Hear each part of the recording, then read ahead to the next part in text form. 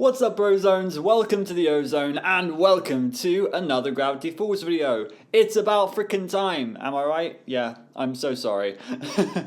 Yeah, there's, I don't know, I don't really have an excuse for you guys, but I've been slow with things recently, so I'm sorry. But we are finally back, and I mean, I'm not going to promise that I'm going to constantly keep uploading like I was before, but what I will tell you is that I am really excited to say we are going to be going through Journal 3 next time, I believe.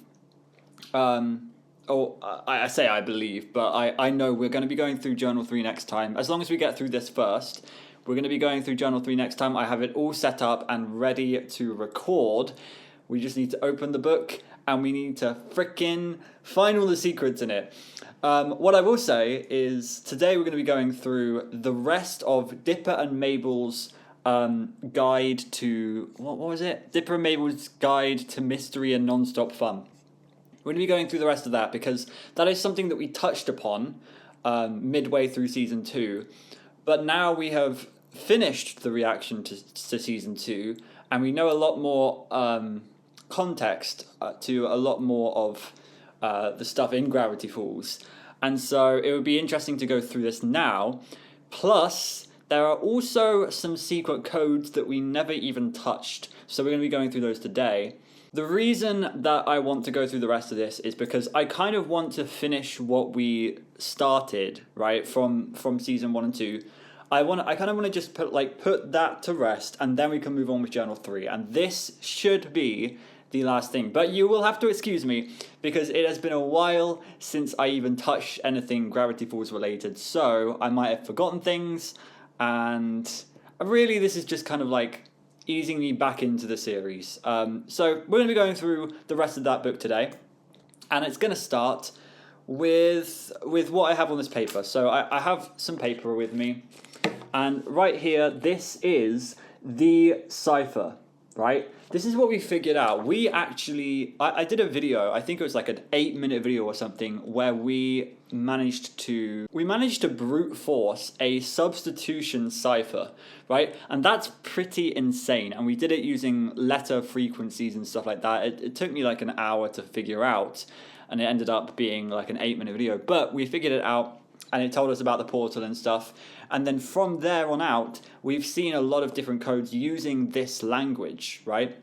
And so we've been able to decipher a lot of messages that were hidden in the series using these codes. But this book that I'm about to put on screen, it has a lot of these messages in it. So it's really good to have it down on paper for me to see. Just kind of like here, like I can literally just look down and see which letter is which letter, rather than flicking between like a Google Sheets document and stuff. And I know it's been a while, so here it is. If you can't remember what I'm talking about, we had this code where it's like the portal, when completed, will open a gateway to infinite new worlds, and etc. etc. Probably get girls to start talking to me finally. You know, we had this code back here that said liar, monster, snappy, dresser, ice, ice, baby in the 2nd episode of Season 2. If my suspicions are correct, this is the work of Fiddleford. Ah, yeah, I remember this one as well. I think that was in Society of the Blind Eye, potentially. Maybe. And then, yeah, we had a lot of really cool stuff here. Black, white, Onapes. I remember all of this. This is great. Okay, it's coming back to me. But yeah, it's these weird symbols, right? And this is literally what I've got down on paper right now. I've just put them in alphabetical order. We are missing the letter J, Q, X, and Z.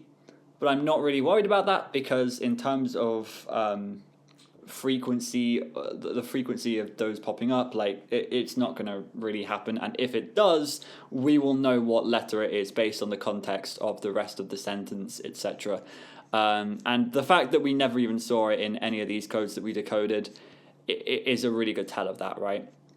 So let's get to this book. And I have opened this now with a PDF tool that I actually use at work. I'm an accountant by day, and I use this PDF tool to write comments and stuff on people's work, and it is so helpful. It is so helpful. So literally, we're going to go through this whole book and I'm going to be like, yo, Dipper. I can't spell. I just missed the P key. There you go. Like I can draw arrows. I can put. I can mark up basically this entire PDF, and so that is what we're going to do. We're going to find all of the codes in here, and we are going to try and solve them. And kind of the reason I want to put comments on this, the reason I want to annotate it, is because there's a chance we'll go back through this at some point, and I don't want to have to decode everything again. There's also the fact that I don't want to accidentally do a code twice, you know? I want to make sure that I'm putting notes down on everything so that we're not covering the same thing over and over again, which is something that I was a bit cautious with on like the actual series. Is like I don't want to say the same thing twice or too many times. Anyway, let's just get into this, okay? So, if you don't remember, this is a book which basically just shows off Dipper and Mabel's personality even more. It's kind of them... I wouldn't say it's them talking to each other, but it's like you do have Mabel's fun side and you do have Dipper's like cryptic side and stuff.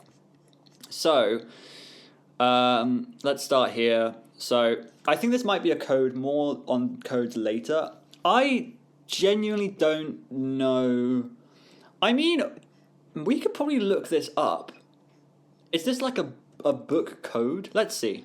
Oh, interesting. So ISBN is a numeric commercial book identifier. And so that means there's probably a barcode. Oh, no. Never mind. Wait. Unless... I mean, is there a barcode on the back of the book? There doesn't seem to be. I don't know.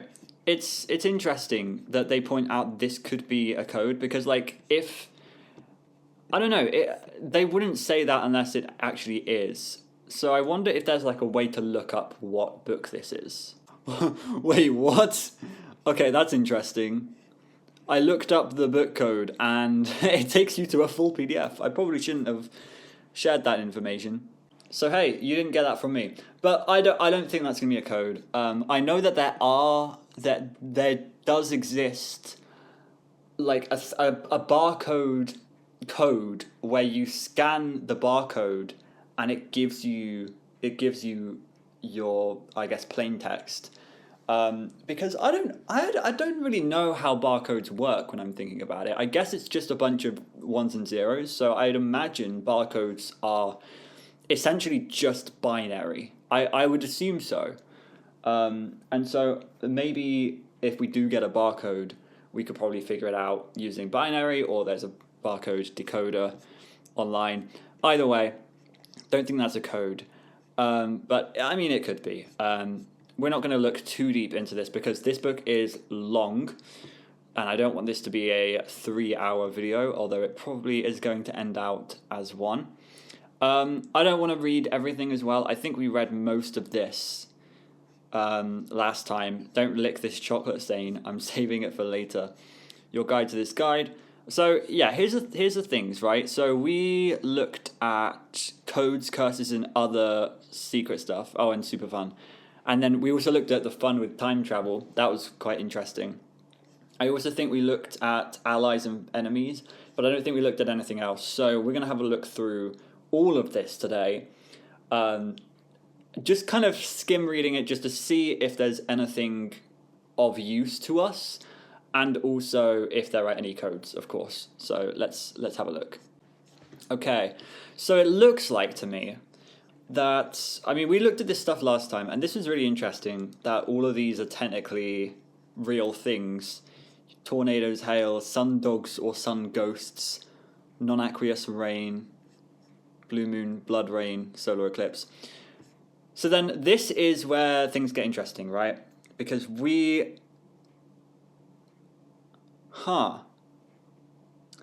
Now that is interesting because I don't know what this symbol is, right? Okay, so let's pause here. So this is where the codes start appearing, and we are going to write comments about these codes. And we're essentially just going to translate them, right? We're going to decode them. So the first letter here is G, and then we have pyramid, which is L. Really? GL something something, right? And then after that we have S and an M. So that doesn't give me anything. Especially knowing that because I haven't seen this symbol before, it has to be a J, Q, X, or Z. So essentially what I'm saying is there's no vowels in here. So it's not even going to be an anagram. So what is this? Is this actually readable, or have I just been tricked into thinking this is actually real code? Okay, so here's the worst possibility of this, right? And I think it's probably the most... I think it's the most probable possibility. I think it's a probability. I think this is making a sentence. So you have a 6-letter word, a 5-letter word. Okay, it's making a sentence because this is a 1-letter word. But the thing is, and this is fine, because this is an I, what I've got written down. But like, you look at other words like this 3-letter word, and that's giving me YPR. YPM. Like that is not a word. So my fear here is that the language we've got, the key we've got, essentially, the what we use to solve the codes that are in the show, I fear that this is a different... I think this is a different key. I almost think that these symbols are actually different letters to the ones that I've already got down. So I'm going to quite literally draw a line, and I'm going to try to work this out on paper. I don't know where to start with this. So this symbol right here can either be an A or an I, because, a 1-letter word, there's only 2 1-letter words, an A and an I. Unless it's like O, O with an apostrophe, but no, it's not. Interesting. Could this say dipper, maybe? Because, I'm the thing that cryptologists like to look for when they are kind of brute forcing special codes and stuff is they like bigrams. They like double letter bigrams, which is essentially like SS, PP, TT. It could even be ZZ, right? Like buzzkill. I don't know why that's the first one I thought of, but like I have a feeling because this is a double letter and we are in a Gravity Falls book, this could be dipper. But that's just my... I mean, what we could do is we could try it. And, this could be I, for sure. But my thought process is like, why would... Unless it's like Bill writing to us in first person, I don't think this is going to be a sentence in first person. So I have a feeling that's probably... I think it's more likely that that's A. This is also interesting. Notice the 2 N symbols here. So, I mean, maybe this is a thing where we're going to have to go through the book and try to find these sorts of patterns, because I can probably recognize this as maybe dipper. But if we see that again, then we know for sure that that's dipper. But also what we can do is, like right now, okay, here's what I'm going to do. I'm going to assign those letters as dipper. So I'm going to say dipper right here. So I'm going to write that down in my, I don't know what to call this, my translator, I guess. I'm going to write down these symbols as those letters. So D is that symbol. Then we've got the I pyramid. And then we've got this one that we've never seen before. We've got 3 circles. And then an N is going to be an E, which is really useful to us because E is the most frequent letter in the English alphabet. And then we have an R, which is a weird 9 thing. Okay. So that's a good start, at least. Let's continue with that. So here what I'm noticing already is we have this 9 again, and we have this N again. So this is going to be something, and I'm just going to call it X for now because, you know, X is not going to appear in any of these really. So I'm just going to use X as the substitute because we don't know what the other things are. I'm going to say X, and then what is this? This is an R, and then another X, and then an E. So, I mean, this is looking likely, right? This is looking likely to be correct. I don't like that there's like a line through this. So we have dipper. We have dipper, something R, something E. Like scare. Oh no, not that one is not possible because the R is in the wrong place. It's like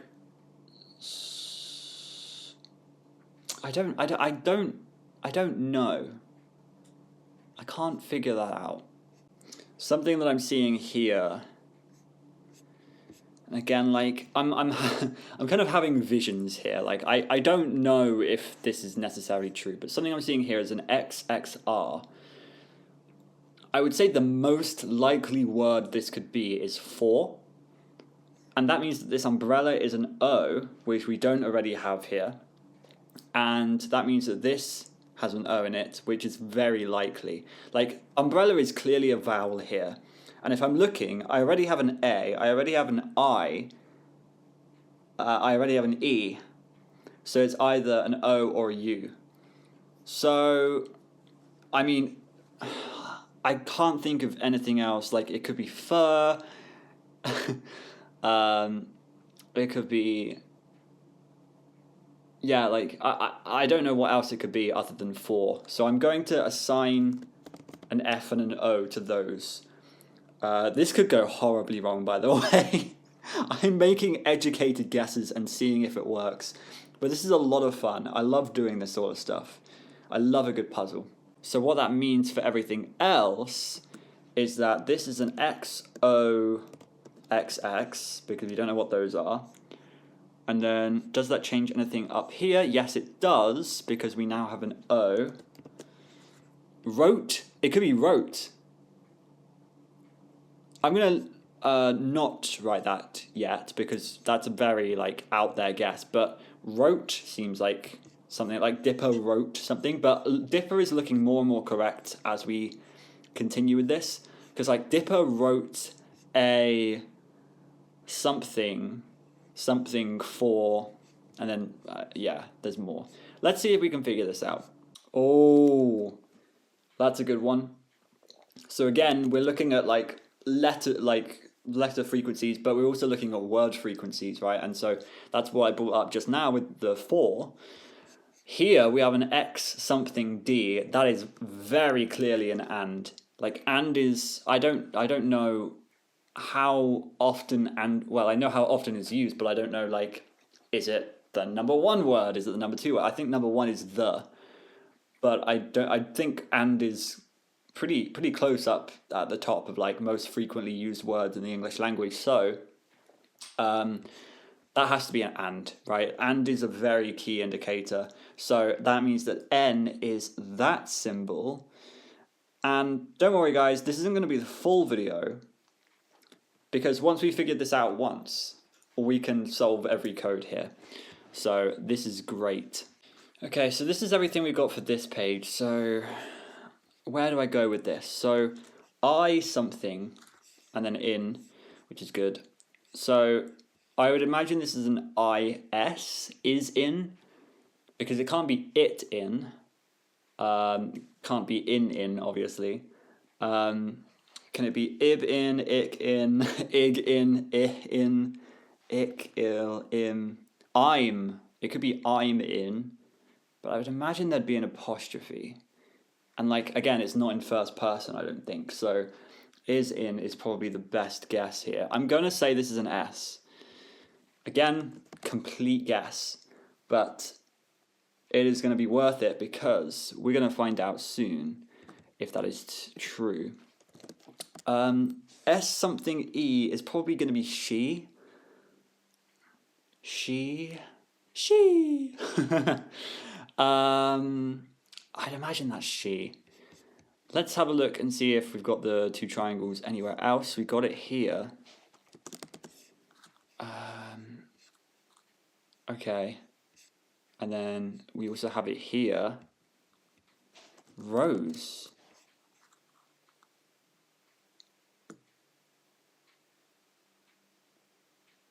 Oh, it could be it's in. Like, he put it in. Oh, I didn't think about that. He put it in. I would imagine it is... Yeah, I'd imagine it's it rather than is because of that. So I think that's an it. And this is a T, which means that could be there. Yes, that makes more sense. Okay. So I'd imagine that says wrote. Okay, we're getting somewhere. So T is the two triangles. I wonder if there's any, like, meaning to any of this. Like, umbrella for you or something. But no, umbrella is O. So I think this is wrote. I think we can write that off. No pun intended. So, W... Oh, I forgot that W existed. I didn't put W. Is it before or after V? W, V, V, W, X. Yeah, it's after. God, my brain is not working. My brain is not braining today. Anyway, that's a diamond. So we have two words. That's really good going. So, why am I an idiot? It's here where I'm a bit stuck, to be honest, because... We do have Dipper, we do have wrote, which is perfectly fine. Dipper wrote. And then it's A. Dipper wrote A. But then I don't know what this word could be. Like, Dipper wrote A there doesn't make sense. It can't be there anyway because we already have an R. Dipper wrote A... Dipper wrote A... It's got to be like something, like Dipper wrote A something for. Yeah, I'm not really sure. Do we have any other W's? I wonder. I'd imagine not. Oh, we do have one here. What the hell is this? Shower.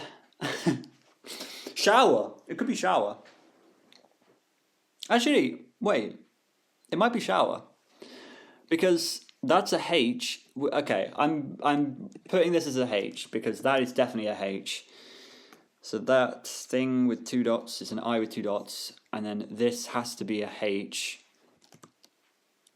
Oh, but it can't be shower because we've already got she. Oh, no, but this is a T now. Oh, I'm such an idiot. Okay, so we've got it. So S is upside down triangle, while T is the two triangles on top of each other. And then we've got the H. Yes, okay, we're good. So this is shower. So let's see if we've got any information with those two letters. Upside down triangle, that's a lot here. S. Sinks. Sinks it in the shower, maybe? What else could that be? I don't know. H's. Okay, so this is a H. No idea what this word is. Like, literally, of all the words here, this one is the one I'm most clueless about. Himself. Oh my god. Okay, we've done it, guys. We've done it. That is going to be himself. This is going to be H, which still, like, it doesn't make sense to me. Why is that? It will come together. It will come together. So, oh, a theme song. Dipper wrote a theme song for himself and sings it in the shower.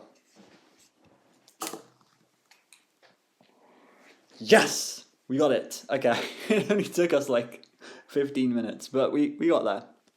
So, I would just write it all out right now, but I need to make sure that I'm grabbing all of these letters so that we can use it for later codes.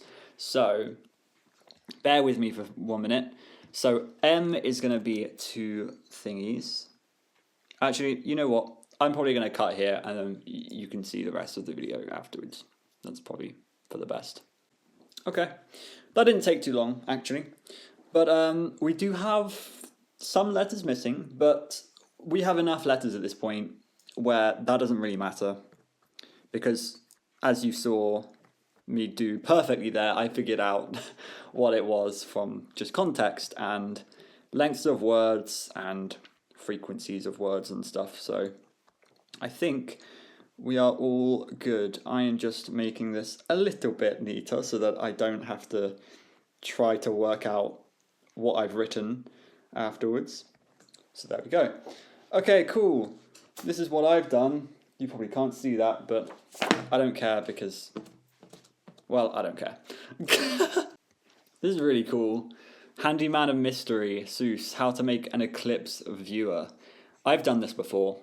How long ago was it? Like 10 years ago or something? There was a lunar eclipse, I think, or a solar. It might have been a solar eclipse. But yeah, this is really cool. Hey, dude, staring into the sun during an eclipse is dangerous and straight painful, to quote several times band member Chubby Z. Here's how to make your very own eclipse viewer. Step 1: eat all the cereal. Very important step. Glue the piece of white paper to the bottom of the cereal box. Yeah, you just want to make like a really small hole, right? So you can view it. This viewer is for solar eclipse only. Do not use for a lunar eclipse, or its powers will be harnessed for evil. You might turn into a werewolf or something. That's a real thing. My cousin Reggie's seen it happen, dudes. I love that. I love that Soos has his own little section in this. This is great. You can really like gauge their characters just out of this book. Like, I imagine if I never watched the show and I read this book instead, I would know exactly what they're like in the show. Mabel's seal of quality. That's amazing. In the top, oh, up here. That's funny. Mabel's Insta hat. When weird weather strikes, you may have the urge to fashionably cover your head right now. Don't worry, Mabel's got your back. In a pinch, use one of the following as an Insta hat. Patent pending. Sweater head wrap. Wrap that fluffy puppy around your noggin for flashy fun. However, if you were previously wearing that sweater, be sure to have something on underneath. I mean, I'm going with the pink theme today. I do have a jumper here. Yeah, that is stylish. Yeah, baby. Book hat. Go find yourself your favourite book. I mean, I do have some books over here. This is a good one. Classic read. Stephen King, Misery. Oh, the misery. Everybody wants to be my enemy.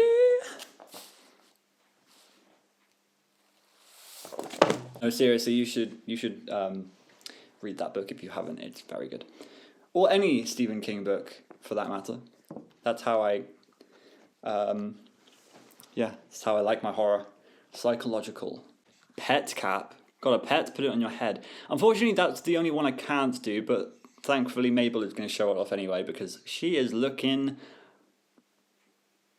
stylish. Can't think of another word. Preparing for your supernatural encounter. You've confirmed that something otherworldly is happening, but are you prepared to confront the supernatural? Test your readiness with this quiz. Are you ready for this? A quiz to see if you have what it takes. Let's do it. Why not? When I discover... Oh, we did this last time, didn't we? I'll do it again, whatever. When I discover a monster living in my refrigerator, I I probably stuff the screen, reach with a ketchup, throw the fridge off a cliff. I want to do D, but what I actually do is A. I probably just run away. In a fight or flight situation, I am flying. I am flying for the skies. I'm getting as high as possible.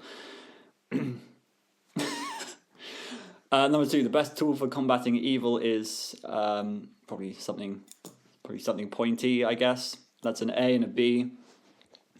My attitude towards trouble is to avoid it at all costs, or actually avoid it whenever possible. So that's an A, a B, and a B. I'm just a scared kid, man. So that's 2 A's and 2 B's. When you're trapped and there's no way out, you think there's always some way out. I actually do think that sometimes. Probably never, actually. Probably B. Let's say B. 2 A's and 3 B's. I'll go back to my first video on this book and see what I did in the first video of this book. I'd imagine the answers are completely different, but I got 2 A's and 3 B's, so that's going to be 1 times 2 is 2, 3 times 2 is 6, so that's going to be 8 points. Scaredy Scaredison. Maybe you should stay at home, see what's on TV. Fantastic. How dumb are dipper quizzes? Oh, I remember doing this now. That's so funny. Oh, it's so good. Cool. Okay. Am I missing any codes? I realized I've been so engrossed in like the beauty of this book that I haven't been looking for codes anymore. But I'm sure they will pop out to me when they arrive. Maybe survival knitting, how to survive in the wild with nothing but yarn. That's cool. Pass the time. Knitting will not only help pass the time until someone comes to rescue you, but the repetitive knitting motions will keep you calm and give you cool calluses. Great, cool, good to know. Warmth as well, and trail. That's a good point. Funny wigs, food, lasso, leash. You made it. Thank you. Cute new. Okay, whatever. I don't care about this. Oh, we got some more codes. It seems to be on the pages that are dippified, I would say. Disco girl coming through. That girl is you. How long is this one? Okay, it's not long. So let's see if we can figure this out now with all of the letters that we've got. So this is solvable. This is going to say A, F. Let's just type it. A, F. And then triangle, triangle, T. So this is going to be after. I think, yeah. I always doubt myself with that sort of thing. We'll also have to see how this relates to the text that's actually on the page. Like, I wonder if these codes are always going to relate to what's on the page. Because that could be interesting for later things. I remember when we were looking at decoding codes and stuff, there were still these codes. So that's going to be interesting when we get down to that area. So this is going to be N, and then I, and then G, and then H, and then T, and then the rest. Nightmare. After nightmares, is it actually that? Yes. Yes, it is. After nightmares, and then block, M-A. What is that? Okay, so we don't know what that is. I've never seen that. It's like a weird twisted power label. You know, like the circle and the line. It's going to be an E and an L. So this is a B, so Mabel. So a B is the weird power symbol thing. Good to know.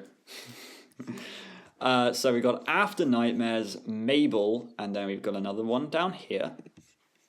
So it's a very lengthy process, but there's no quicker way to do this. Like, literally no quicker way, unless you just look it all up, which I do not want to do. I really do not want to do. That is wrong. It's an O, and then a diamond is a W. Where? Oh no, that's wrong. Why can't I read? Okay, I need to scribble out the previous one because I think I'm getting mixed up. Okay. Beautiful. So after nightmares, Mabel meows. I mean, that alone is funny. Let's see what the rest of it has to say. So this is a H. I'm actually getting used to this already. You may not see the vision, but I'm getting used to it. Like, I know that's an R. I know that this is a S. Yes, an S. And then E, and then it's going to be herself. Okay. Meows herself. B-A, I think. B-A. Oh, it's going to be back to sleep. Yeah. But that's useful because we haven't seen... What in the demon-loving thing is this? Okay. B-A, we've got C is an E, turn 90 degree. Love that rhyme. K is brimstone. Not quite, but it's almost there. And then, yeah, so we have back to sleep. Oh, I don't like that that's lowercase. My OCD. I don't think I have OCD. I think I'm just a perfectionist. Like, I like things to be... Okay, maybe that is OCD. But, like, it's not like it's not really an obsessive disorder that I have. It's like a... I don't know. I just want to complete things. Obviously, that's like the completion principle. You know what? I should have just said I'm a perfectionist and left it at that. I'm trying to fight my way past OCD. So, after nightmares, Mabel meows herself back to sleep. That's quite funny. So, suit up, getting your gear together. You'll need equipment. Flashlight, camera, mirror, walkie-talkie, disco girl, Baba CD. What's this doing in here? That must be Mabel's. Haha, let's change the subject. And then nightmares. The thing is, who is writing this? Is this Dipper's code? Because that's a big question, I think. Is like, obviously the author of the journals was writing these codes in the book, but this is actually a completely different cipher because the letters are assigned differently. So this could very well be someone else speaking, if you know what I mean. So this could be Bill, could be Dipper, it could be... Well, the thing is, like, it actually can't be Dipper, really, because this first one was talking about Dipper in the third person. So maybe it's not Dipper at all. Maybe it is someone, maybe it is a third party, but, like, my question is, like, who is that third party? I'd imagine Bill is the most plausible. So maybe Bill has been spying on them, and I don't know. I don't really know what the point of these codes are, but I guess maybe the point of them is just for fun. This is a book about fun. Obviously, as well, the reason I wanted to do this video is because I want to get the format right. I want to make sure that we can do this. And so far, this is going well, I think. I like that I'm able to annotate the pages. And like I can save this and come back to it another day, and that's really good. And I just wanted to test that this works and stuff, and it works in video form, so that when we get to Journal 3, we can do the same sort of thing and solve all the codes there, because I know that there are a heck of a lot more codes in Journal 3, so that's going to be interesting. Your base of operations, aka home base, HQ, the hideout, the lair. Is that talking about the... I forget what it's called. The bunker. Into the bunker. Okay, it's not, because no bunker. But that's still like a... I guess the bunker was made... Because I remember people in my chat and in the comments were always like, you don't know what the bunker is for. The bunker is going to be very important in later episodes. And I never like went back to it and thought about it, really. But the bunker was obviously there... because of Weirdmageddon, because of the fear of Weirdmageddon, and I would assume that Ford made it, but we never went back into the bunker, did we? I don't think we did. I'm surprised that never came back up. I'm very surprised that we didn't see more about what's in the bunker, but I guess the shapeshifter, that was just like the shapeshifters episode. Mabel and I like to call ours Pine Base Delta 12. Okay. Don't build it where your enemies would expect it. They'll expect you to find it there. That's such a funny sentence, and it's so true. Don't build it where your enemies could least expect it. Your enemies are clever. They'll expect to find it where they least expect to find it. That is so funny. I love that. Do build it somewhere in the middle of the enemy expectation range. Do build it somewhere where you can hear mum, dad, or uncle call you in for dinner. True. Don't build it somewhere your great uncle can find it and make you clean up the Mystery Shack gift shop. Okay. No refunds. Bad choice for a lair. That's funny. What to build it with? Use the world around you. Choose something solid. Wood is good. A titanium alloy is better. Use the seasons. Autumn leaves can be raked up to conceal the entrance to your hideout. Snowfall is a great option for winter operations.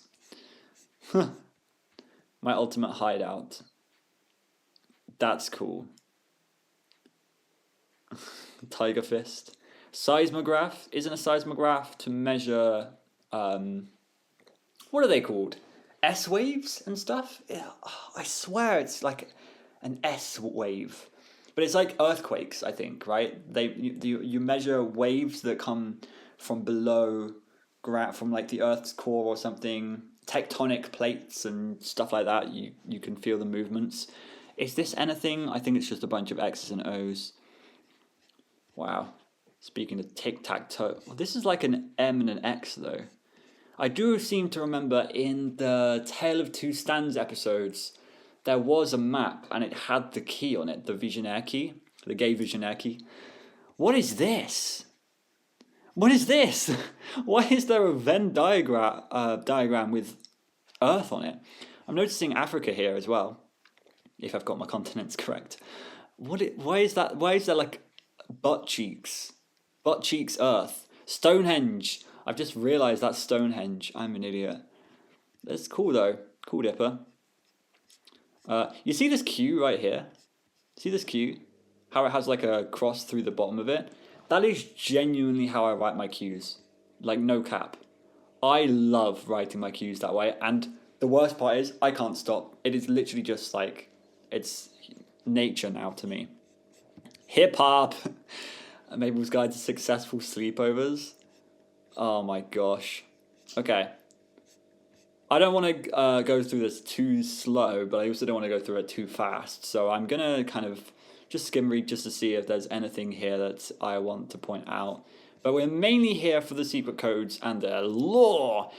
Speaking of lore, what is his name? Trembley? I forget what his first name is. Quentin Trembley, I think. Yeah, Quentin Trembley. A secret 8.5 president of the United States. Outlawing moon people. I had a brief chance to speak with Mr. Trembley after he escaped from a block of peanut brittle, and we had the following chat. This is cool. It's like an article in a newspaper, or like something like a journalist has written up. Lessons learned from the 8.5 president. I really want to know grammatically, like in terms of grammar, would you say 8.5 or would you say 8.5? I would assume half isn't a word. Like HALFTH. I'm guessing that's not a word. That's an interesting question. It is a word. Oh, according to Wiktionary. Oh yeah, because you do say like two halves of a whole. Like half. I don't know. But then you would say halves. You would have a V in there. I wonder if that's actually in the dictionary. But I don't know. It feels wrong to say 8.5. Like it really doesn't feel right. But yeah. Why do you hate pants? Pants are about restrictions. America is about freedom. This is why I issued the Emancipation Proclamation. It's like emancipation. Depancipation Proclamation. Down with pants. What's your favourite food? Waffles, but don't get me started on pancakes. I waged war against them. Do you always ride horses backwards? Of course. How else would you be able to see where you've been?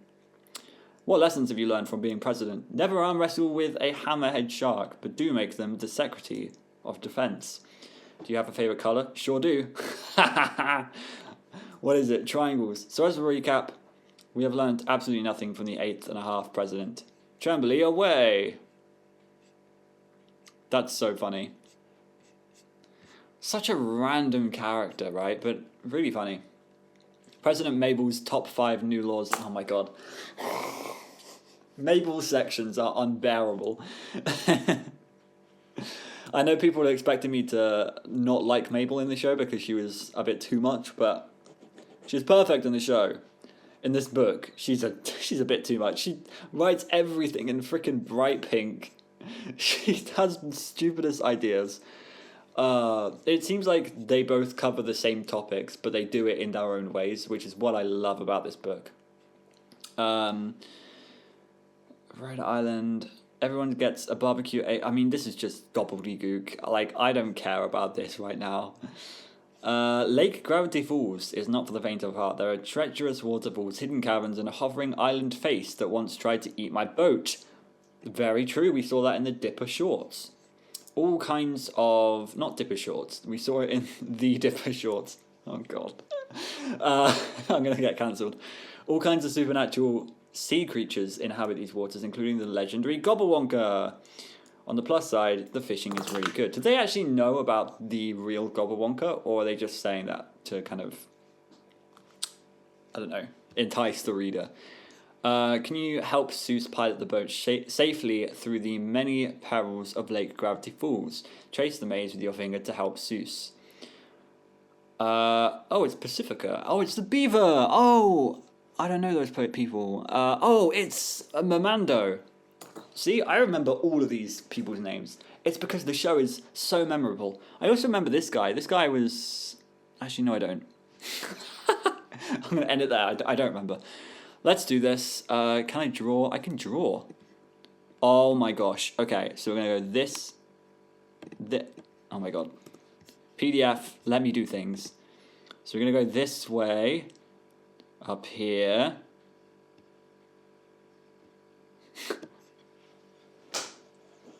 I didn't even mean to do that first try. Is that the way to do it? That is one of the easiest mazes I've ever seen in my life. Like, that is not even hard. Trace the maze. How is that difficult? Sorry, the real puzzle here is me trying to figure out how this is a difficult puzzle. Is it supposed to be easy? I did it first try. I mean, up through here, that does make sense. That is a solution. But alternatively, can you not go this way? I guess that's probably like too small a gap. Okay, weird puzzle. Very weird puzzle indeed, but we got there. I'm assuming I'm allowed to do this, right? I'm allowed to, like, touch the Gobblewonker. Because maybe it's a puzzle of, like, you're not allowed to be near any of the dangers, but, like, then you can be like, what's classified as a danger? Because I think Pacifica is a danger. No, she's not. Her parents are. Anyway, I don't know. That is one of the puzzles of all times. Oh my god, I love this. Diagram of the Bottomless Pit by Soos. I love how they reference the episodes. I mean, that's actually really cool, actually, yeah, because this is, like, I guess, a book that they've made on, like, during their summer. And, yeah, so we're going to see some of the events that they've written about. So diagram of the bottomless pit by Soos. Top of the pit. My advice, stay at the top and don't fall in. Middle of the pit, somewhere between 2 and infinity miles deep. Bottom of the pit. When you get to the bottom, you get spit back out at the top. There's some weird fourth dimensional stuff going on in this pit, dude. That's what I'm saying. I was gonna say Into the Pit. Was the Bottomless Pit a canon episode? I can't remember. I think it was. I think it was just the other one. That was like a bunch of stories. I think it was the other one that was non-canon. But like, does the Bottomless Pit even need to be canon? I guess it does because it's referenced again in Dreamscaperers. Nothing's more bottomless than the bottomless pit. I think Stan says at some point doing that. Anyway, that's a funny page. I want to print out that page and just put it on my wall. I think it's really funny. Is this Comic Sans? No, it's not. It's not. Weird places around the world. This is called Bermuda Triangle, an area of the Atlantic Ocean near Florida where numerous ships and planes have mysteriously disappeared. Maybe that's where all the missing stocks go. A secret military base in Nevada, Area 51. Do you remember when we were all going to storm Area 51? And then, like, 30 people or something actually did try and do that, and they were... I don't know what happened to them, but I would assume they were, I don't know, death penalty or something. Maybe they saw things that they weren't supposed to see. Easter Island, strange statues of human figures with large heads seem to grow out the ground. I don't think they grow out the ground, but yes, these are... I've always been quite scared of these, to be honest. Like, this is like low-key scary. Atlantis is also terrifying. There's something to me, I don't know, maybe it's just me, but these sorts of things, like Bermuda Triangle, Area 50, not Area 51, because I know that's like a government military base, like, we know things about Area 51, but Bermuda Triangle, Easter Island, I guess it doesn't fit in that category, but like, there's a strange eeriness and something that makes me terrified of these sorts of things with these... I don't know how to explain it, but like, I can only explain it as an eeriness. Like an eeriness of Easter Island, like these heads, we don't know what they really mean. Like, okay, maybe humans do, but I don't. And they're just a bit scary because they're like out of place. Atlantis, a fear that there's like a lost city that's underwater, like at the bottom of the Mariana Trench or something. Like, I mean, anything underwater scares me, but that's definitely terrifying. And even Stonehenge is a little bit uneasy. I've actually been to Stonehenge, and this is going to be so horrible, but I don't get it. I don't get Stonehenge. It's just a bunch of freaking rocks. I don't understand.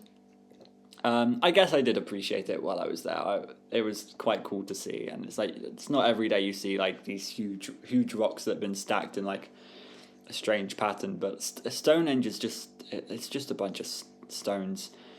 A communication beacon of the underwater people of Atlantis. It could be a cipher. It could be someone trying to tell us something, but probably not.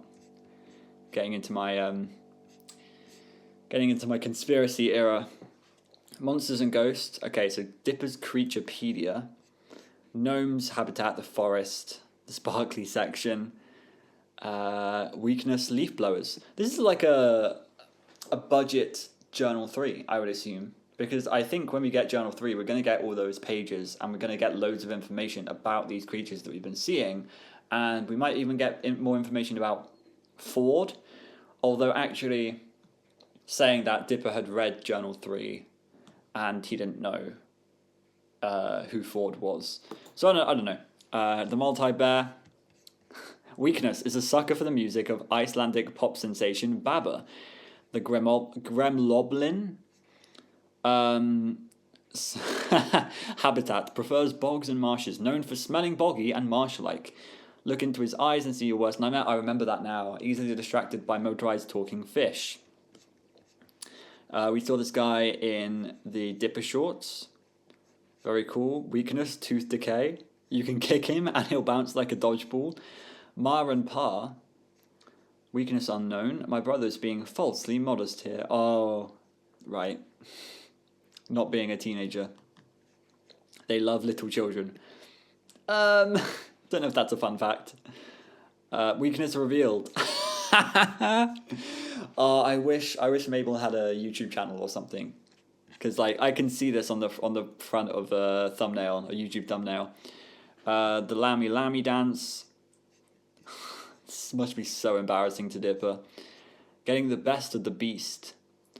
Being familiar with the different kinds of monsters is important, but knowing how to handle them is essential. Think you're ready. See if you can See if you can guess the correct answer to each. The worst bite. Werewolf, vampire, zombie, or sister? Oh, I'm going to have to justify myself here. Okay. So sister is immediately off the table. My sister is 6. I mean, 6-year-olds can do a lot of damage with their teeth, but like, compared to a werewolf, no. A zombie, I guess, is more, contagious, because like, you then technically turn into a zombie, right? I mean, that's how the theory goes. It's not really a theory. Vampires like to suck your blood. That's also horrible.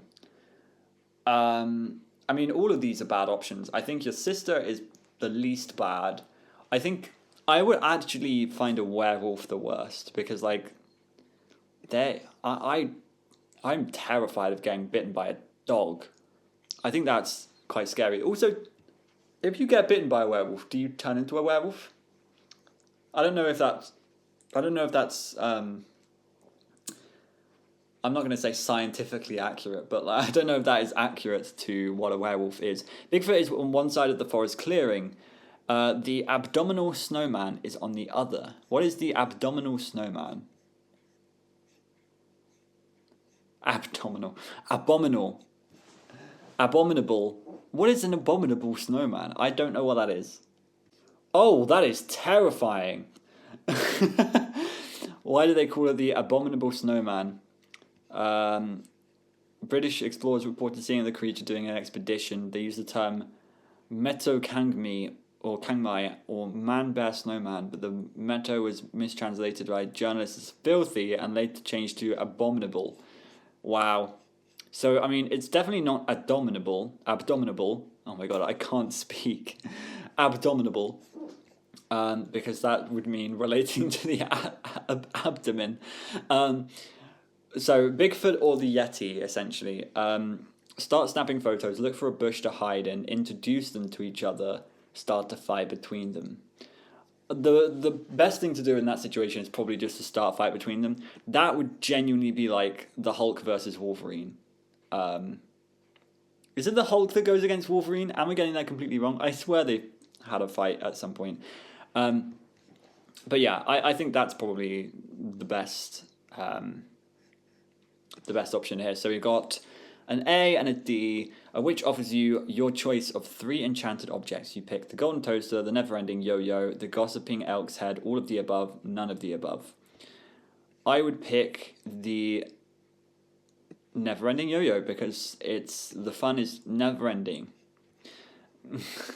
Would it not technically be called a yo-yo for an infinite amount of time? The best time to confront a vampire is during daylight hours, at the stroke of midnight, before your bedtime, after you've taken a garlic-scented bath. I mean, D is plausible, but I would say during daylight hours, surely. Before your bedtime. Yeah, I mean, A, 100%. I mean, what I'm doing right now is I'm thinking about survival. I'm not thinking about making friends or anything. So, to me, A is the best option. So, we've got 2 A's, a B, and a D. Was it D? Yeah. You're in the Gremloblin's cave, but he has fallen asleep. You should tiptoe past him to the exit, wake him up to say goodbye, listen to him sleep talking. Guy has some serious issues. Snuggle up beside him and catch a few Z's yourself. Probably just A. I don't really care. Wait, there's actual answers? Okay. So, D, there is no bite more painful than a sister with braces. Oh, that's true.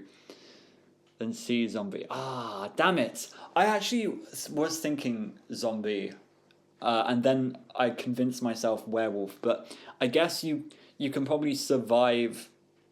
I guess if you have a singular bite from both, you can probably survive both instantly. But what will take a toll on you over time is the fact that you become a zombie, right? But still, my question is, do you become a werewolf after getting bitten by a werewolf? If so, then I still think werewolf. But I agree that with the braces thing. I didn't even think about that. 2 is A. Start snapping photos, right? Although D would be really cool to see. Who do you think would win? That's my question entirely. I would love to see that. It would be like a legendary battle. It would be Yeti and Bigfoot, Civil War. Why would you want any of these things? They sound stupid. E. I mean, no. Because if I need a toaster, then I've got a golden toaster. There you go, it makes toast. Never-ending yo-yo. Never-ending fun. More like. And then you have to know where a vampire sleeps to catch him during the day. Midnight would be cool, but Grunkle Stan is... So we actually want to see the vampire? Okay, yeah, midnight then. Frickin' midnight. And then... tiptoe past him in the exit. A, if he has trapped you there. B, if he has invited you over to watch a movie. Wake him up to say goodbye.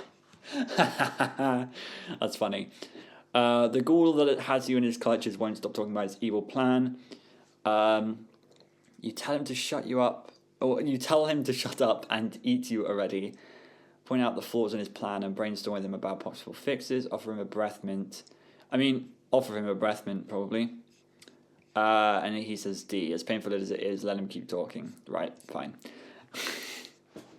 Completely pointless. How to track otherworldly creatures. Do shower beforehand. Don't freestyle rap. Don't call the monster dog. Do wear a giant green t-shirt with a question mark on it. Okay, so here we go. Here's our next code. I have been waiting for this. Oh my gosh. We need more codes. More codes. Don't clip that. So this is going to be Soos, 100%. You can see by the pattern of the letters that that's Soos. So Soos. And then, what was this weird thing? Is it K? Brimstone was K, right? Yeah, K. And then the ends are E. So it's going to be keeps. Soos, keeps. This is so much easier now that we know all of the letters. Speaking of which, we actually don't know the last letter here. So we have an E, so C, A, and then I should put myself in caps lock. That is probably easier. C, A, what is this? C, A, T, D. Oh, so it's going to be a Y. Keeps candy. So a Y is the share button. I don't know what else to call these things. That looks like a share button, right? That you'd see on like X. I don't know why I call it X. I prefer the name Twitter, to be honest. I is that. And then we have in. And then this is going to be the, I think. Is it the? No, it's not the. Is it his? It's definitely his, isn't it? Yeah. His. And then the power button is back. Is that a B? It sure is. A B. E. L. L. Y. Okay, we'll read out the full message in a minute. This is another B. And then a backwards E we don't have yet. Oh. And then we have XTT. Umbrella is O. O, N. Belly button. Wait. Oh, we don't have a U yet. I thought we had a U. No, it's just a backwards E. Okay, fine. Belly button. Belly button. And then we have this. I hope you enjoyed this stuff because there's a lot of it in this video. And I'm scared that when we go over to Journal 3, this is all of the videos. This is all the videos are going to be. I am planning on doing like a series on Journal 3, by the way. It's not going to be a singular video. Am I insane? Yeah, we need to go through Journal 3 slowly in order to make sure that we're capturing everything. So this is going to say emergencies, I think. Yes. So it says, Soos keeps candy in his belly button for emergencies. So funny. How would you even do that? I mean, I don't see how you can keep any candy in there apart from like hundreds of thousands. And at that point, it wouldn't be hundreds of thousands. It would be tens and tens. Okay, so what is this? You finally found the thing. It's big, it's hairy, it's drooling.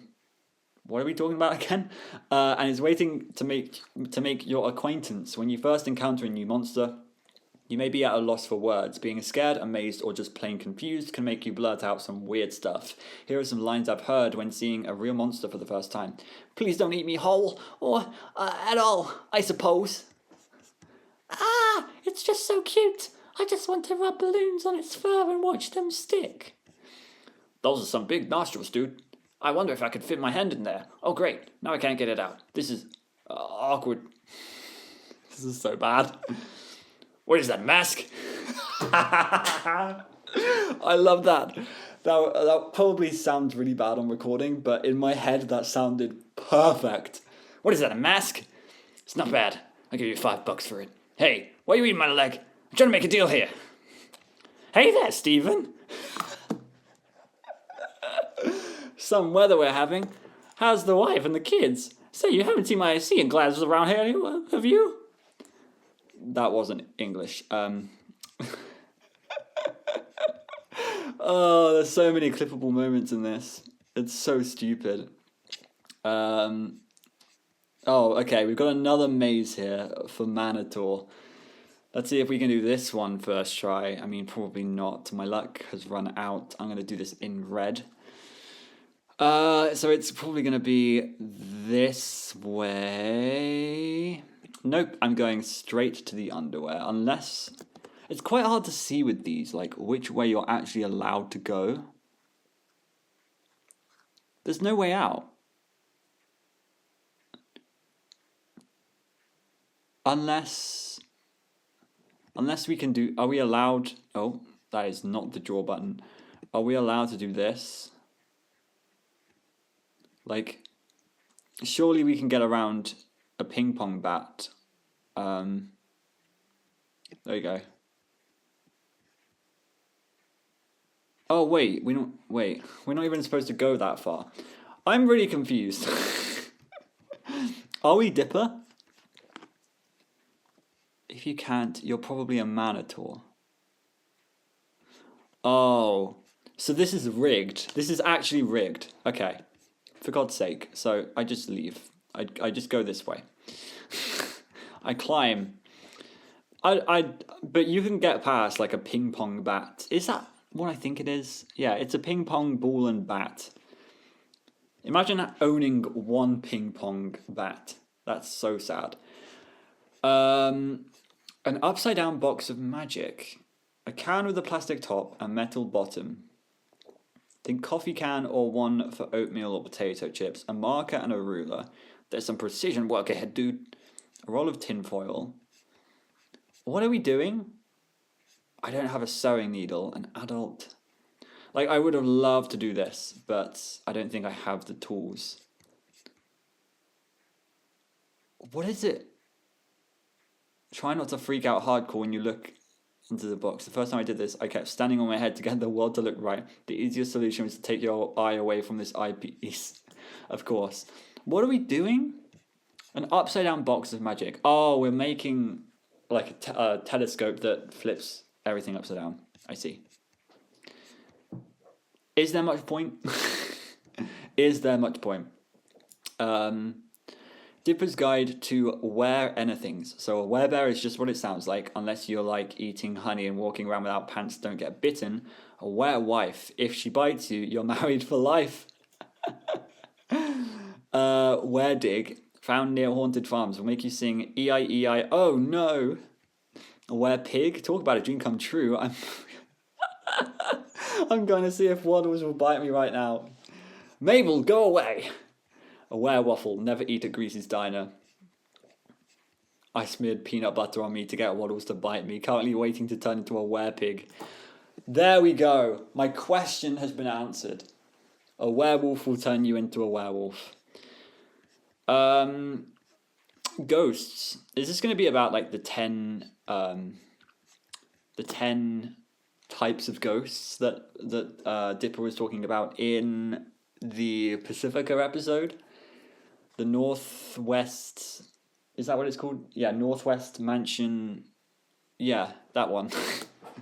There are some in the world who are respectable art. I personally don't believe in ghosts. I believe in... I can't even say I believe in an afterlife. I probably believe most in reincarnation. Or I hope more... I hope the most for reincarnation. When I die, I don't really care about a heaven or hell. I mean, I do in some sense. Like, if that is the way it is, then that's the way it is. I'll let that be. I hope it's good. But, like, I probably believe more in being reincarnated, and not necessarily as, like, another animal, but as another human. I don't know. It's just weird. Like, where does your energy go? I can't think about death. It terrifies me. It's just, like, I'm okay with dying, but what happens to me afterwards? Because it can't just be nothing. I can't just live in a void. Like it's mind-boggling. Like, what was the universe like before the universe came to be? I don't know.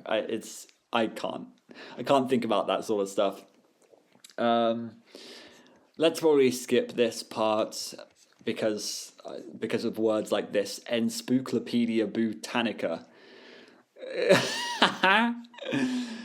Shadow Wraiths. What about Stitch Wraiths? White Sheet Willy. Right. Banshees. Okay, Mr. Boo Boo, Poltergeist, School Spirit. Is this actually the 10? Oh, just a few terrifying examples of the poltergeistal horrors. Okay. Unfinished Business. Never found their reading glasses, check on the top of their heads. Could never say Peter Piper peeped a pair of paranormal poltergeists.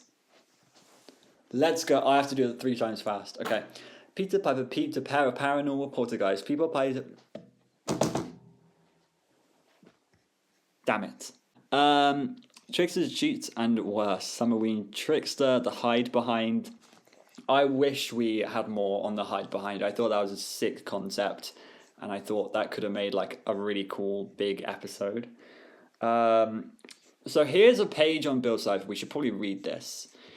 Speaking of feeling watched, the strangest being I've ever encountered in my dreams or nightmares is a psychotic triangle with a snappy bow tie who calls himself Bill Cipher. Bill is especially tricky to deal with because he knows how to get into your mind, which really puts you at a disadvantage when trying to outsmart him. He seems to be a master of illusion and can make you believe things that aren't real. Remember, when dealing with someone as sneaky as Bill, quick and imaginative thinking is your best weapon against him. Bill might make promises and offers that sound amazing. Don't listen to him. There is always some sort of tricky fine print that makes it a really bad deal. Plus, remember, it's all in your mind. Bill doesn't exist in the physical world unless he tricks someone and gains control of their body. Believe me, you don't want Bill in your mind. He will wreck the place. That is my greatest concern when Bill comes around my place. Mabel's Pump Up the Fun challenge. Oh my god. Bleep blop bloop. Try to see how long people will let you get away with doing these annoying things. How many hours can you go without saying anything at all before people start to worry you've turned into a mime? I'm going to try that. I might actually go to work and do that. That might be a really idiotic thing to do. I might get fired for it, but that would be so funny. Just like go in the whole day, don't say a word. How much bubble bath can you add to your bath before someone takes the bottle away? Yeah? I live alone, so how many high fives can you do? And can you and a friend do in a row? My record is 45, or is that 45 factorial? How many hugs can you give your brother before he bans you from his bedroom? I would have thought Differ would write a note here saying like 0. What's gotten into me? Possession. What a strange jump. It's so annoying. That's so funny. When I sneeze, a snot comes out.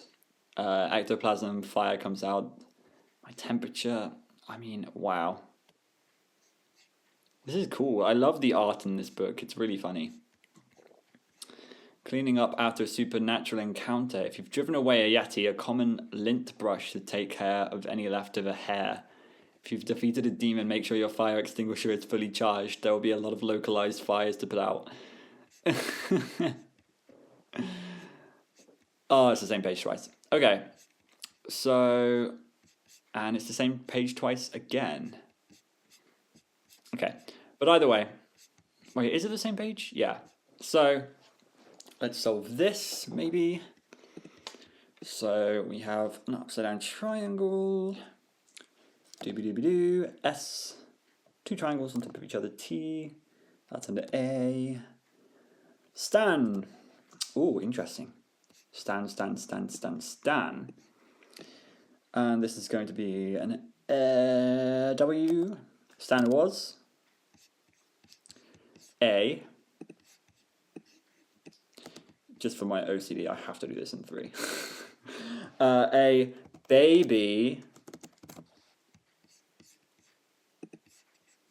Baby what? Baby. What is he? Baby Moses?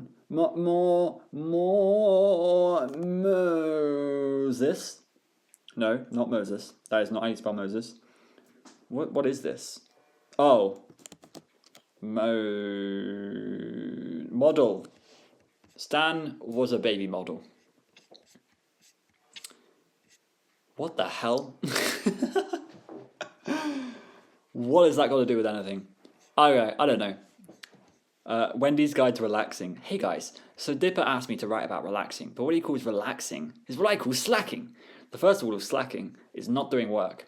And writing something for someone else sounds like a lot of work. So I'm taking the day off instead and accepting Stan's bribe to let him have the next few pages so he can write.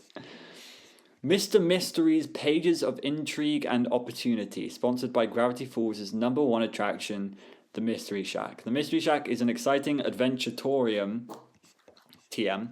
Say that out loud and you owe me $10. Are you kidding me? Where you will encounter several thousand bizarre antique curiosities. Never before gazed upon by man, woman, or full price paying child. Yeah, but what about the exit fee? Included in the low price of admission are mystery entrance, mystery outhouse, ambiance, free oxygen, whatever lies inside. Notice how he didn't say 6. What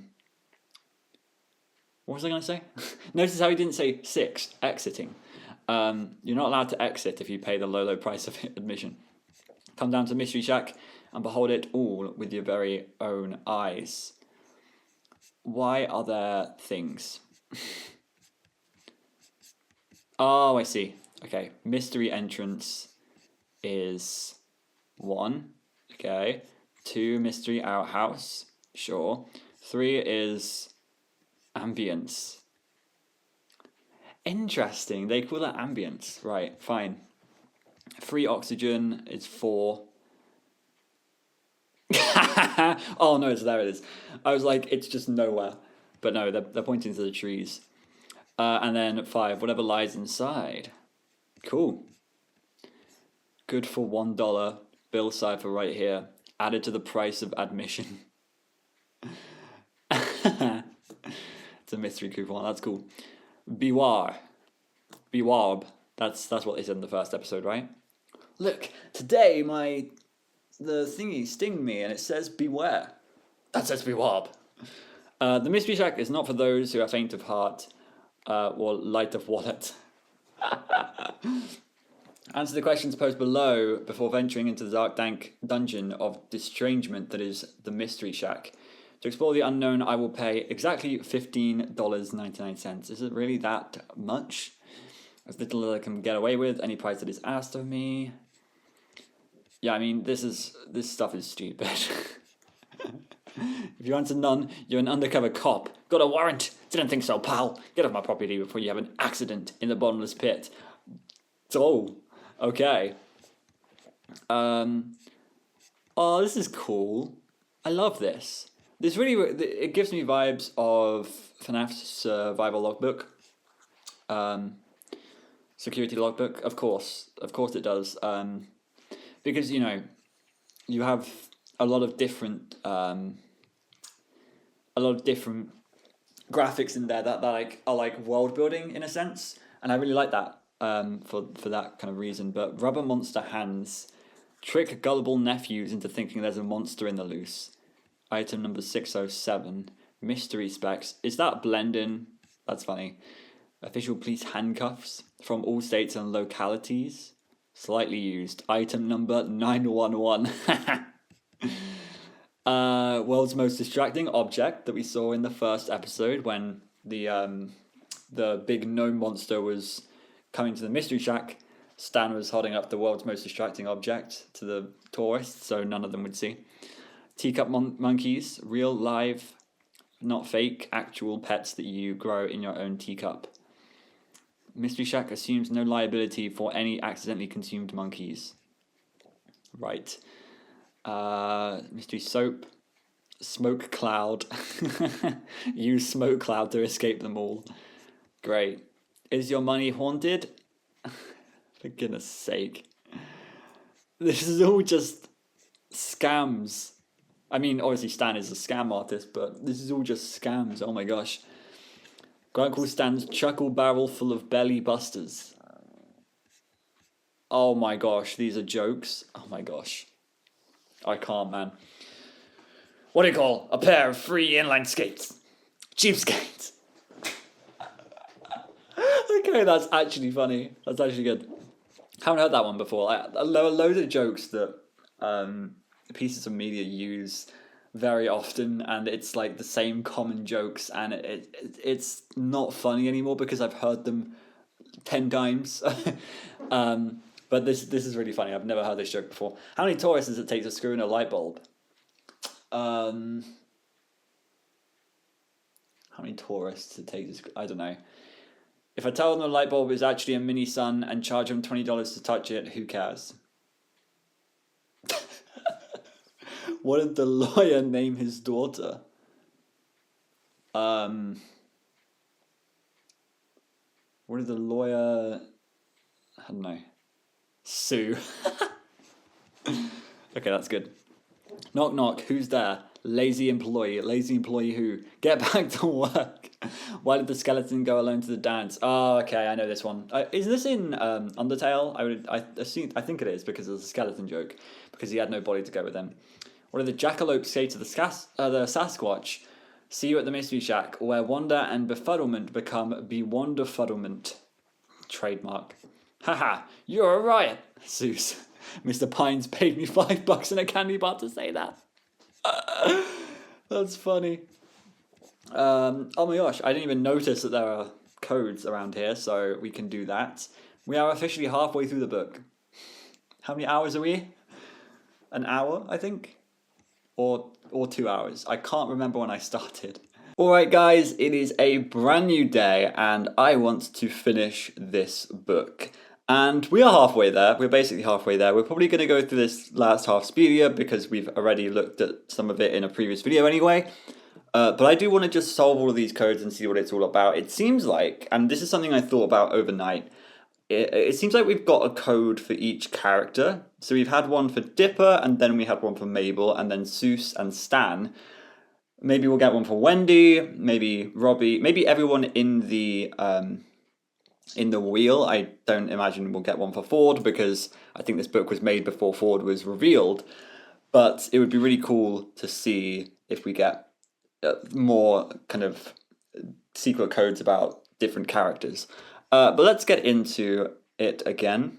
Unfortunately, for some reason, my laptop decided that the PDF wanted to crash itself, and I didn't save, so I had to redo all of the notes above and stuff, but it didn't take too long, and I remember all of them anyway.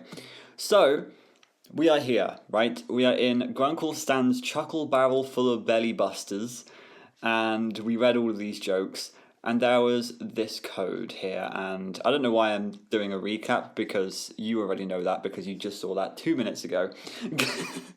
But for me, it was a day ago.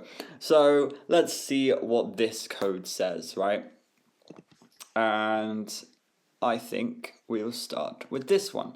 So this is going to be two triangles on top of each other. So it's T, this is the. I know that for sure. I just need to get back into it. I need to remember all of my symbols again. This is an M and then an A, I know. And then I think that's an O. Mawam. Oh no, it's not an O. It's a Y and then an O.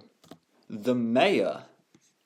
Oh, I wonder if this would be a joke, because this is on the jokes page. That would be quite funny, I'm sure. The mayor of, and then let me guess. Yes, this absolutely says Gravity Falls. You cannot tell me otherwise. It says Gravity Falls, definitely. Interestingly, let's have a look at the V though, because I don't have a V. So the V is like, I don't even know how to like explain what these symbols are, but you can see it right there. It's like an L with a circle on. And then yeah, this is Falls. You can see the double letter bigram there. And then this is, I believe, because I know that's an I, and I think the upside down triangle is an S. It is. And then, okay, so we're learning about the mayor of Gravity Falls. There was a whole episode, The Stanchurian Candidate, which was like episode 19 of season 2 or something like that. Not 19, maybe a few before that, 16 or something. And that is when we learn about the new mayor.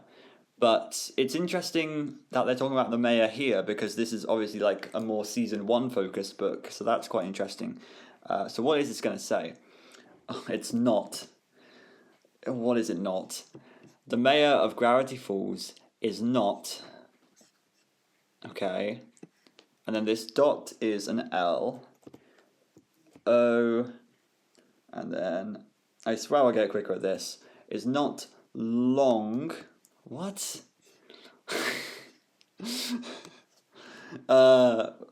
For is not long for. I cannot even guess what this is going to say. I'm so confused. T-H-I-S.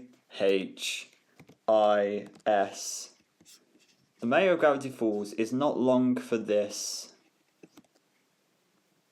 W-O-R-L-D.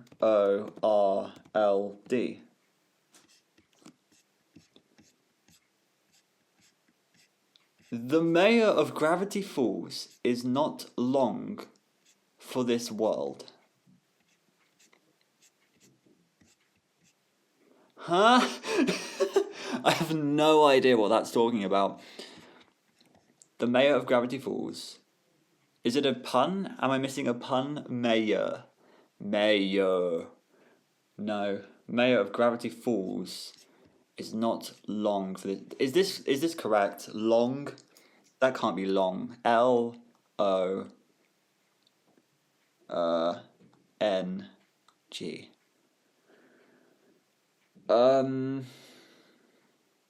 I don't get it. The mayor of Gravity Falls is not long for this world. I'm clueless. I have a feeling it's like a joke that I don't get or something, but I don't get it, unfortunately. You guys can let me know that answer in the comments. Go ahead. I'm sure you're all dying to tell me. The unnatural, supernatural, underwater encounters. Large bodies of water can be scary places. Who knows exactly what hides beneath the wavy surfaces of lakes, ponds, seas, oceans, or even moderate-sized puzzles? So this is the Gobblewonker. We know about this. Oh, interesting. Okay, so I did ask the question yesterday about, like, do they know about the actual Gobblewonker? Here it says the existence of this monster by discovering it was it was actually a giant robot piloted by Old Man McGucket. Some claim that the real beast is still swimming undiscovered at the bottom of the lake. So that is exactly what we saw in episode 2 of the series. But it's interesting that they still theorize that it could be a thing. It's not just like, oh, Old Man McGucket made the Gobblewonker, therefore the Gobblewonker doesn't exist. They haven't completely written it off, which is interesting. I mean, given the nature of Gravity Falls and all its cryptids and stuff, that's quite understandable. Are we going to see the big head? Are we going to see the big head here? Okay, maybe not, because that was under the water. The octopossum, that is terrifying. An 8-headed aquatic possum creature that scares sunbathers and is really good at playing dead. Some say this beast mutated thanks to the toxic runoff from the Northwest Industries Mudflap Company. Still, others say it's an 8 regular possum stuck to a very large wad of gum. Okay, whatever. Bloody Murray. Rumour has it that the ghost of an old bait and tackle shop owner named Murray haunts Lake Gravity Falls. If you're ever near the lake and say Bloody Murray 3 times while spinning around in a circle, he'll appear. However, he's kind of an annoying old man who really wants you to buy his worms, so conjuring him is not advised unless you really want some worms. That is obviously a reference to Bloody Mary, which I will not say 3 times over. I'm terrified of that. I was thinking about that the other day. I don't know why I brought that up, but I was just thinking about it. Mer people... Hold the phone, Dipper. You know nothing about the wonderful and beautiful mer people. Oh, it was such a weird episode as well. I met this one mer guy named Mermando. He was pretty much the best boy I've ever met, but I've met lots of boys in Gravity Falls. Some wonderful like Mermando and some not so much. Let's gossip about them. No. Yeah or blah. That's funny. We got another code here. This is Mermando. Oh, this is the drawing that she did, because she was trying to give him legs or something, wasn't she? Am I remembering that right? So these are the years. Mermando, Norman. Interesting that she's put Norman in the years. This is obvious several times. Greggy C, Craigie G, Leggy P, Chubby Z, and Deep Chris. Classic. And then the Blairs are Gideon, of course, the gnomes. I mean, the gnomes and Norman they are the same. Like, I get what she means, I think.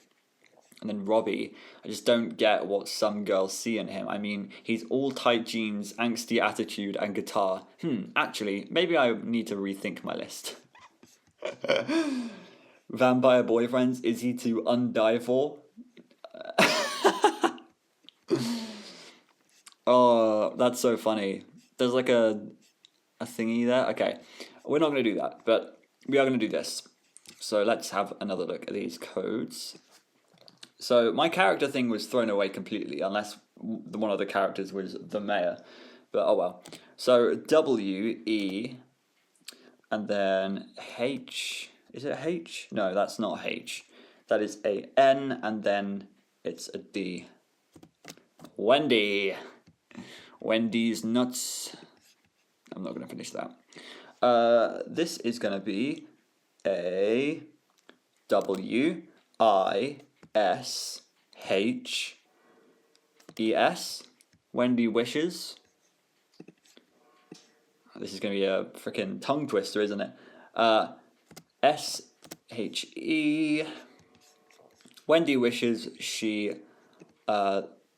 This is going to be an L-I-V and then an E-S. That is not an S. She lived, okay? Wendy wishes she lived in, I think. That would make sense. Yeah, that's an in. And then, what is it gonna be? What is she gonna wish she lives in? Poverty? No, this isn't poverty.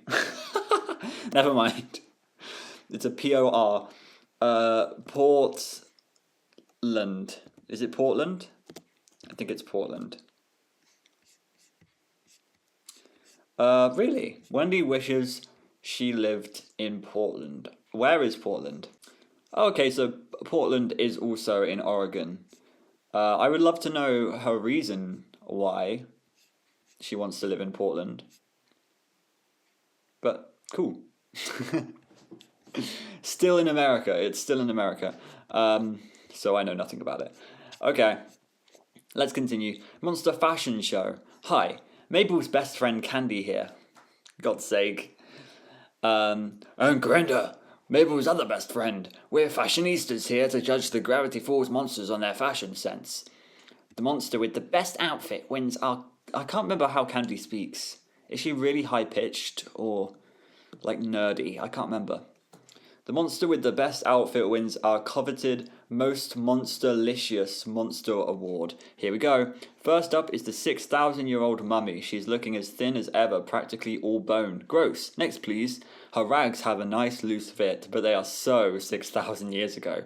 Next up is the werewolf. It looks as if all his clothes were torn off during his transformation. Yes. Without proper attire or any clothes at all, it seems we must disqualify the werewolf. Okay, here comes the reanimated corpse of a zombie. Such confidence in his walk, slow, deliberate. Did his leg just fall off? The tattered remains of his rotten clothes are what I would call fierce. Oh, yeah, so fierce. I think we have our win. Wait just a second. It looks like we have one final contestant.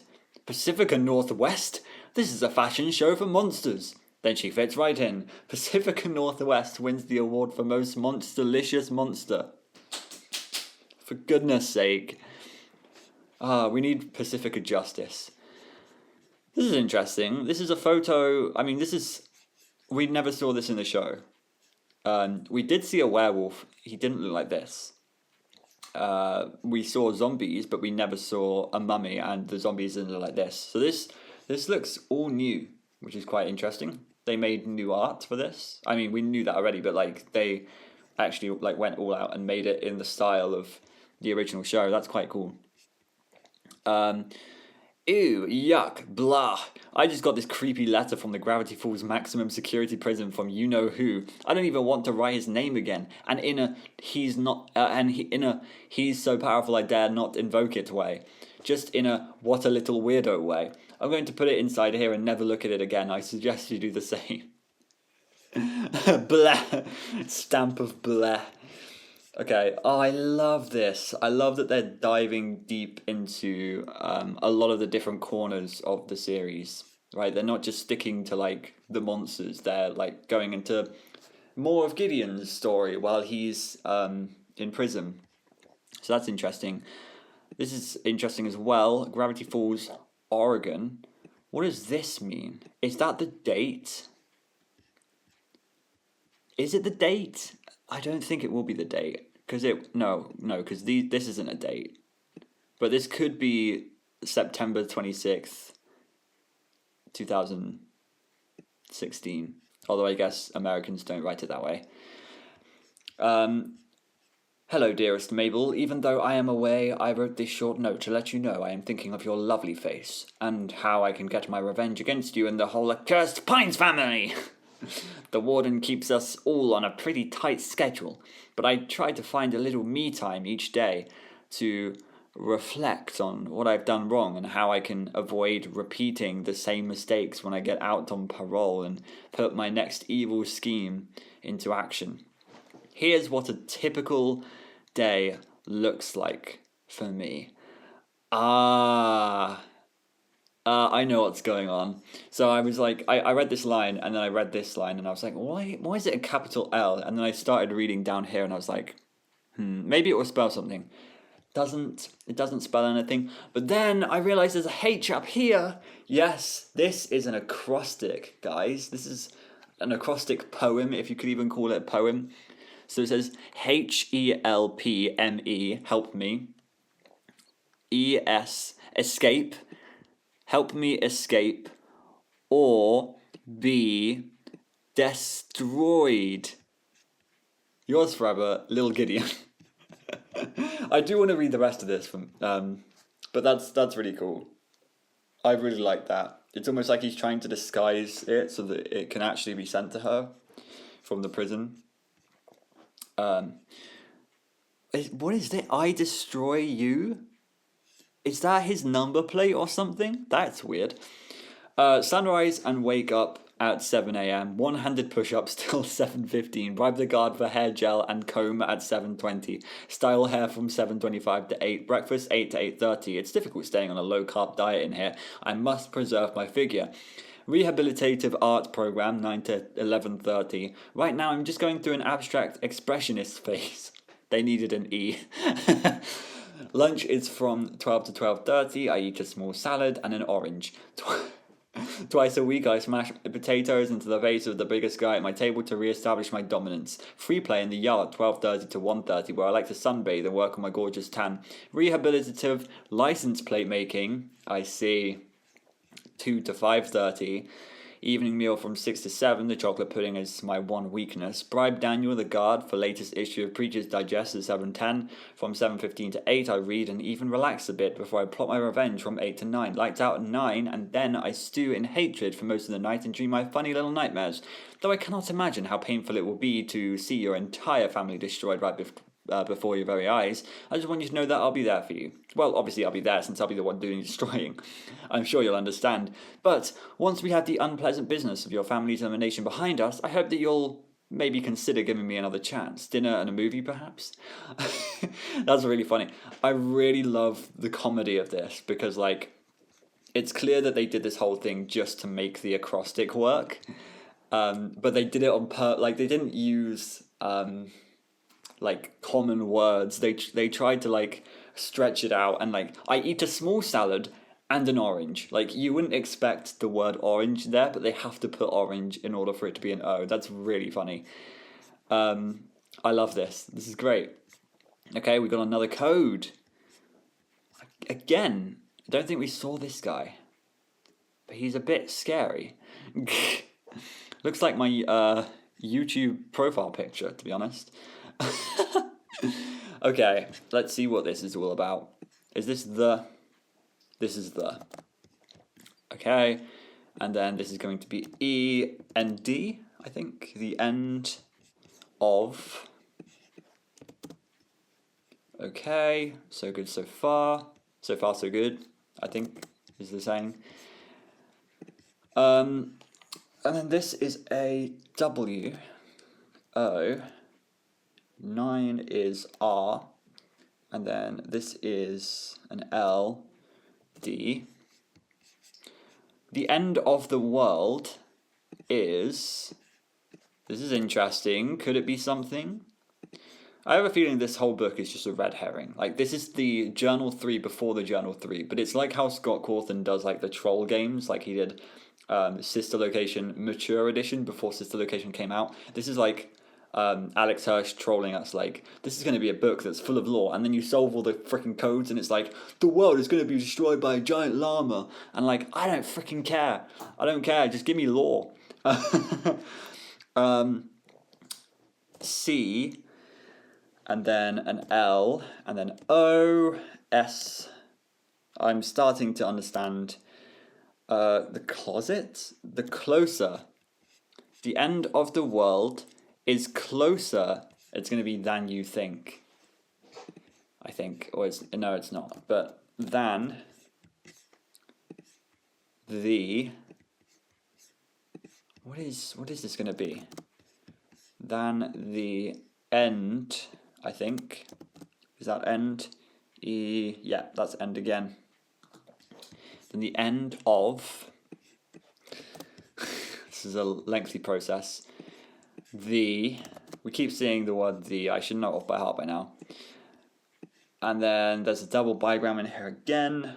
S, and then, what is this? U, M, oh, okay. The end of the world is closer than the end of the summer. Okay, now that is more of a big deal because actually I want to know when this came out. When did this come out? Okay, interesting. So that's cool. Actually, that's really cool. So this book came out October 7th, 2014.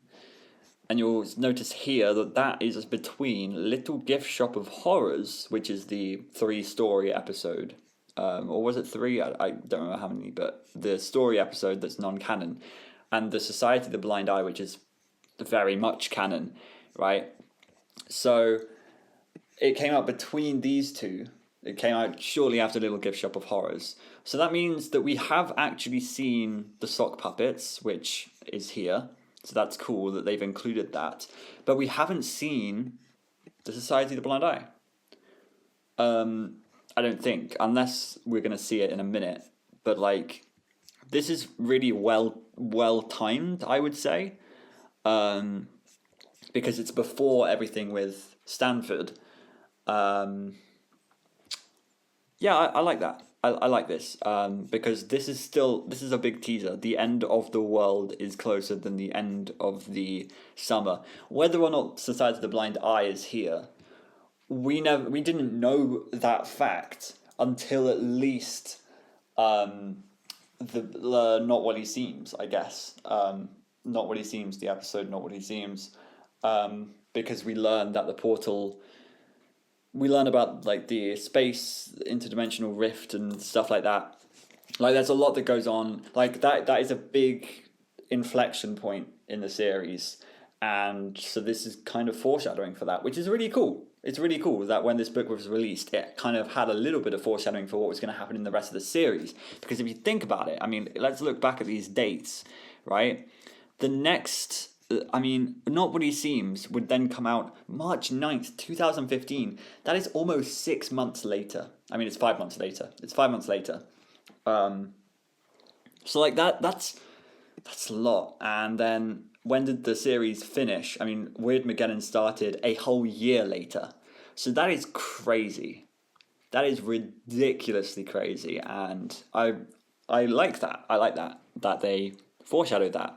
I would imagine, I mean, I wasn't in the theorist community back then, of course, but I would imagine there are a lot of theories going around off of the back of this, and obviously there were a lot of Bill Cipher theories, but it would have been really cool to be in the community at that point, because, you know, you would have taken this book and you would have considered it as evidence, just as, like, FNAF books used to be, right? We would see a FNAF book and we would have to, like, at first instinct think like, okay, is this important to us? Not necessarily is it canon, but is it important to us? What are the important elements? What can we take and what can we cross over? And that's really cool. So yeah, I really like that. That's really cool. Wow, there's a lot more codes now around this point in the book. Oh my gosh, there's so much. Okay, let's go through this. So, this is a section about video games, real danger from a simulated world. Parents are always telling their kids to put down the video games and go outside. They think video games can be dangerous, and they're right. If you accidentally bring a video game character to life, it happens. Here are some things you need to watch out for. Pixel scrapes, they're sharp.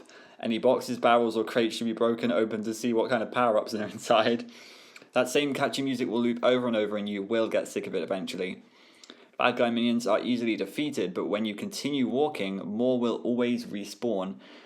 64 hit epic combo knockouts. No one wants to get punched, /kicked, /headbutted 64 different ways. One-dimensional characters, meaning the characters in video games are not very deep or interesting people to talk to. They only have one driving force, like avenging their dead father, and that's all they talk about. Physically, they're two-dimensional. Wow. I wonder if this is about Ramble McSkirmish. I wonder. Let's see what this has to say. I'm probably going to do this all in one box because that's just way easier at this point. So that's an S-O M-E sometime. No. something I'm so sorry for being slow. Something strange is oh, I spelled strange wrong. Something strange is buried.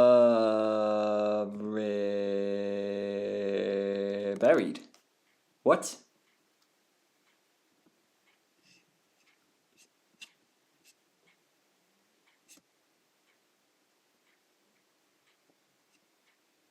Huh? Something strange is buried? Is it going to continue? I'm wondering if it continues onto this page, maybe. Because that is a weird one. That is a very weird one. Oh, this says under, right? Yeah. Okay, something strange is buried under... What's it gonna be? What's it gonna be? That's a Y, so it's gonna be G...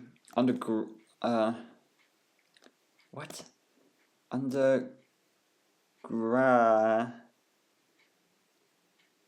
Oh my god, I really need to get better at this. Oh, gravity. Something strange is buried under Gravity Falls. Is that talking about... Oh my god, that's talking about the spaceship. The UFO. No freaking way. Because in that episode, and that was the... Was that the last episode? Yeah, that was the last episode before Weirdmageddon. I forget what it's called. It was such a good episode, and it was a great setup for the next few episodes, of course. But we learned that Gravity Falls was actually the cliffs were created by a UFO crashing down, and now the UFO is underground and covered up. I'm assuming that's what it's talking about. That would make a lot of sense to me, because like when they say Gravity Falls, the image that comes to your head is that kind of weird shaped cliff. And we do learn in season 2, that it was a UFO. It was a UFO's doing. But of course, if you picked up this book before that episode was even released, you wouldn't know that. So again, it's good theorist stuff to chew on. I love that. That is so cool. I love it. I kind of wish I went through this book more before looking at that. But even still, like it's really cool. I'm loving this. This is really fun to actually go back and see. But yeah, it would have been really cool to do this before. TI and then time. Okay, so I'm assuming this is a new one. Under Gravity Falls time. Yeah, so this is a new one. So time, what is this? A power switch is B. Time baby. Oh my god.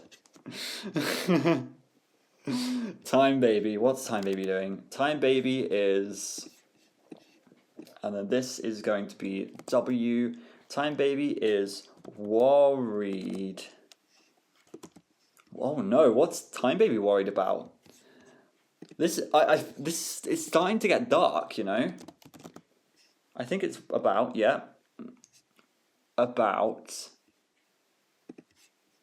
Bill. Oh!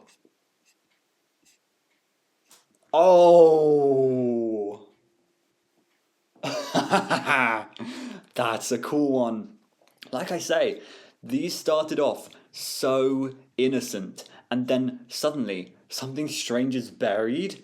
What the hell? Under Gravity Falls. And like, imagine the theorist community at this point, when they come to this book, when they open this book for the very first time before any of those episodes were ever released, and they open this and see, and decode this and see something strange is buried under Gravity Falls. Imagine what they're freaking thinking. Imagine. I mean, they could be thinking, you know, it could be, it could be the bunker, but like you would have no idea. It is something to theorize about. Here's a question for you guys in the comments, and I would love to know this answer if you were around back then. Did people figure out that UFO thing before it was ever revealed? I would love to know that, because I think that is something that was definitely set up, like something you could solve. Because I remember through my reactions, I did point out the weird shape of the cliffs. I never put together that it could feed into the lore a little bit, but I did point it out, and I was like, those cliffs are so nice and very pretty or whatever. I guess I didn't really talk about like the UFO shape of it, of course, but and then of course I also pointed out during my reactions a lot of the time that we were seeing a lot of UFO imagery, and I did think at first that that was just because there was like this whole conspiracy theme around Gravity Falls. We have like cryptids and stuff, so I thought it was just conspiracy theory merchandise and stuff that they were selling in the mystery shack. But it turns out it was foreshadowing. So did anybody actually figure that out? Was the community on board? Like, was the community figuring out that that was a UFO before that episode where it was told to us? That is a very interesting question that I have. I know Gravity Falls. I know the Gravity Falls community is so smart. I remember people have written comments and stuff about people solving codes in like 10 minutes after the episode was aired, and it's insane that you can find the Visionaire key and you can decode it all in that short period of time. It's crazy. Anyway, so this is interesting. So Time Baby is worried about Bill. Again, more foreshadowing, because in oh god, this is really going back to my knowledge. In Weirdmageddon 1, I think, Bill starts Weirdmageddon, of course, and then he has his temple or whatever, and he calls in Blendin, I think, and the TVA or whatever, and Time Baby is there, and Time Baby, I can't remember what happened, but he's probably like, I will annihilate you, and then Bill literally sends a laser out of his eye and chops him in half or something. You know what? That is what I remember. That is probably not what happened. But I do remember that Time Baby died to the hands of Bill. And that was a really effective scene, if I remembered it correctly. I remember having a reaction about it. But it was definitely a thing. I remember Time Baby and Bill were head-to-head at one point. And so that is interesting. Time Baby is worried about Bill. Why would Time Baby be worried? Because Bill is going to kill him. This was also foreshadowing that the time people were going to come back. We didn't even know about that going into season 2. Like, is Blendin actually going to return? Well, there's an episode called Blendin's Game, so that is crazy. So yeah, I like that. There's yet another thingy. Creature communication. Oh, that's funny. Do listen closely and record your conversation. They may be speaking backwards. That's like a clue that this monster, if you go back to the scene and rewind it, it is speaking backwards. I forget what it says, but I do remember. Okay, cool. Your pet pig. For God's sake, Mabel. Now is not the time. I love Waddles, though, to be honest. I love him. Okay, so this is B, U, and then D. Bud. Is this gleeful? Yeah, it is going to be gleeful. I can already see. Bud gleeful. Okay, what about Bud gleeful? Is a cannibal. Wants Bud gleeful. What does he want? I want it that way. 2. Run. Bud Gleeful wants to run for mayor? Oh my gosh. So all of this is freaking foreshadowing for season 2. Guys, I should have done this before season 2. You guys should have told me. Because I would have had a really cool reaction to season 2. I would have been like, oh my god, in the book they said this. No, it's fine. This works too. This is really good. I love that we're finding this. So Bud Gleeful wants to run for mayor. So really, I mean, this really dates this book to the point at which it came out. Like, when this book came out, canonically in this universe, that is the same time that this book was a thing, right? Like, they finished this book at this point in the series. And so, like, that's why there's a secret code. Bud Gleeful wants to run for mayor. That is foreshadowing for what's going to happen later on in the series. Really, really cool. Word jumble. How many creepy words can you make using only the letters found in the following phrase? Please help. This is not a word jumble. Answer. I got mold, supermodel, eelworms, mousepad, and earlobes, but those aren't that creepy. I'm beginning to think this isn't a real word jumble. What the hell? Oh, that's really funny. I'm beginning to think this isn't a real word jumble. Just read it, mate. Just read it. That's funny. What to do when the monster is you. Okay. What the hell is going on? Oh, yeah, this is in Carpet DM when they switch places, when Soos switch places with Waddles. That's funny. What to do when you wake up as your sister. Again, Carpet DM. Okay. We're going to scroll through this. Probably Dipper. Mabel? Navigating the room when you're 2 inches tall. Tell my story. One of my favourite lines. Don't get lost. Watch out for dust bunnies. Watch out for pigs. Don't get stepped on. Carpets equals jungles. Catch a ride. This happened. Okay. 10 heads are better than 1. The upside to cloning yourself. Positives. You can do all your chores. Leaves you more time to focus on the important stuff. Likes the same games. Doesn't fight over what show to watch.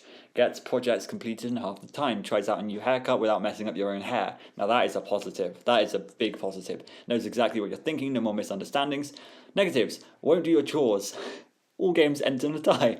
Wants all your stuff. Looks at you weird. Will call the girl you like and ask her out before you have a chance to. Knows exactly what you're thinking. No way to outwit them. I like that. That's funny. When Dipper was dealing with his clone selves, I called them double dippers, and he threw a shoe at me. At first it was hard to tell them apart, but any twin sister worth her sweaters can see the slight differences between these copies and Dipper Classic. Can you help me pick out the real Dipper? Is it this one? No, it's B. Although, I mean, he doesn't have blue shoes, right? Is it B? Yeah, B. Okay, I got it. Because this one has a 9, this one has weird eyes, this one has a green tongue, this one has a different coloured shirt, and this one has different coloured shoes. These are the easiest puzzles ever. This is for like a 2-year-old, man. Okay. Another code. Bloody hell. Okay. There are a lot now. They are picking up pace. That can't be right. MC. Oh, McGucket. McGucket. I'm figuring it out. Has. And then this is going to be seen. Is this going to be foreshadowing for the Blind Eye Society? Maybe. McGucket has seen. What is this? See. What's an N-E? Terrible things. McGucket has seen terrible things. Again, yeah, foreshadowing for Society of the Blind Eye. Love it. Love it. Hate these guys, but I love these clues.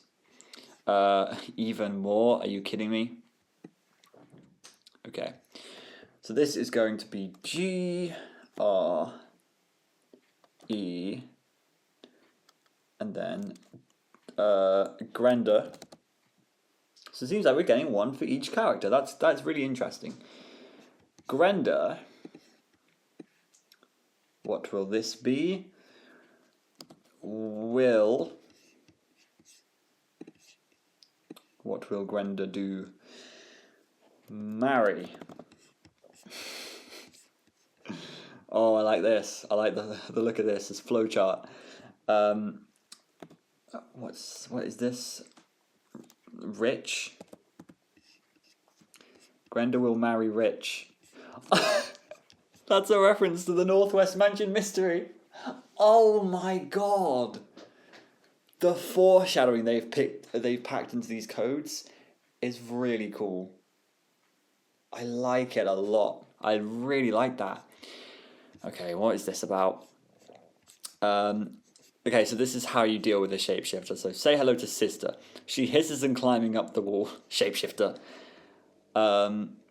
She hisses and says hello. So the difference is climbing up the wall or saying hello.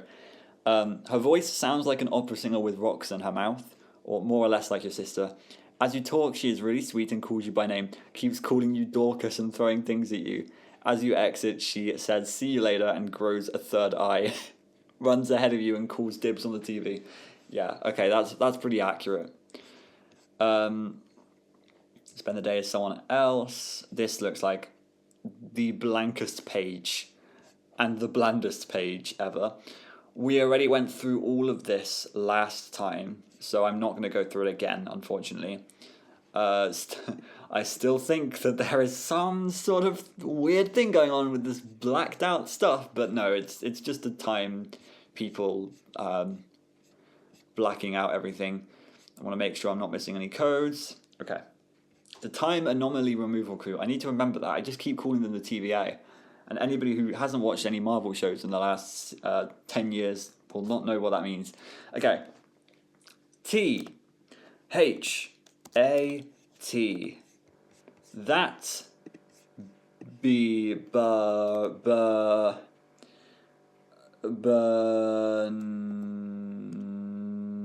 Burnt.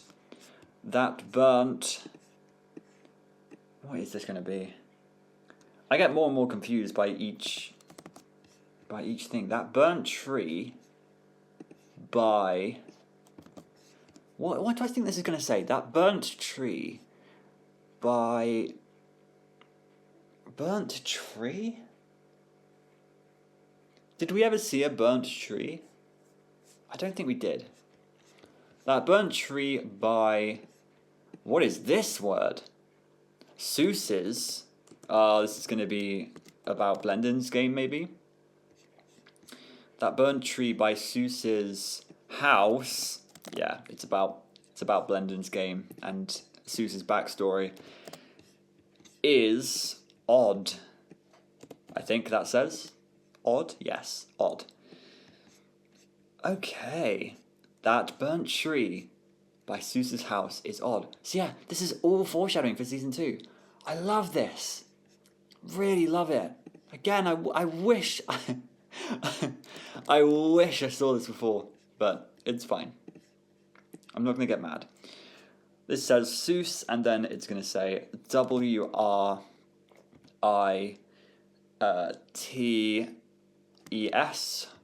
Soos writes...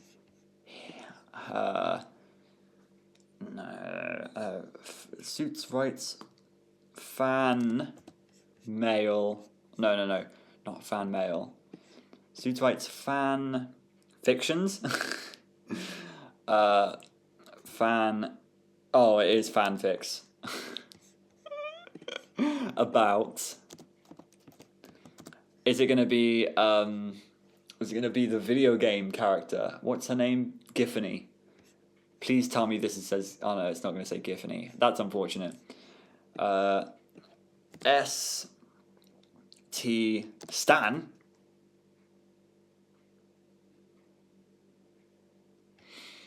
Let's move on.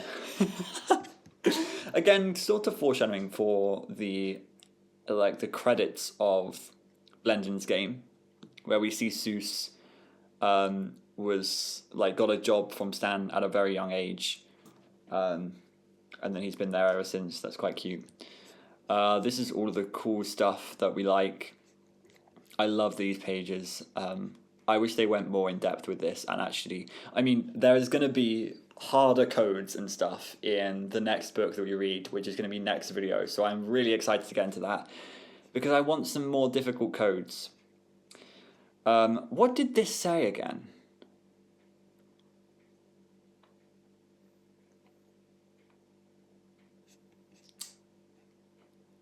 There was something about Wendy, I think. I'm not going to do that because we did it last time. But I mean, maybe I shouldn't skip all this stuff. I mean, it's fine.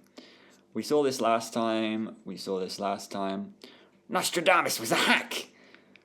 Morality is a mental cage designed by the weak. How's Annie? Bye. Can't remember how Bill speaks. What's that weird thing he says? I can't remember. Pain. Pain is hilarious. I can't remember what he says. He says something about pain being funny. Okay. Anyway, moving on. Wow, this one's hard to see. I almost missed it. Sorry, you can't see anyway because of my face cam. The G... Is that an N? It is an N. The gnomes. That's weird. I didn't know you could do that. What do the gnomes do? The gnomes have a...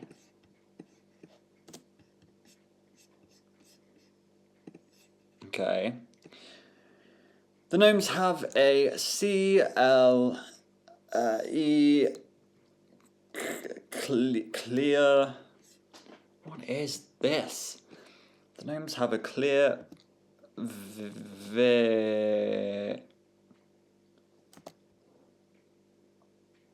What? Oh, the gnomes have a clear view of... What's it going to be? Okay. What, Gravity Falls? Is this Gravity... No, it's not. Okay. The gnomes have a clear view of...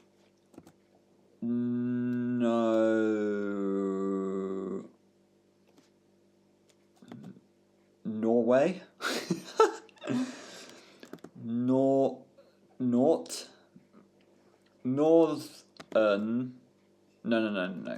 No, it's not north. Northwest. Is it northwest? It is northwest. Okay. Interesting. What does this say then? Northwest. Because it can't be mansion. Oh, manor. Because it's not northwest mansion, it's northwest manor. Okay. The gnomes have a clear view of northwest manor.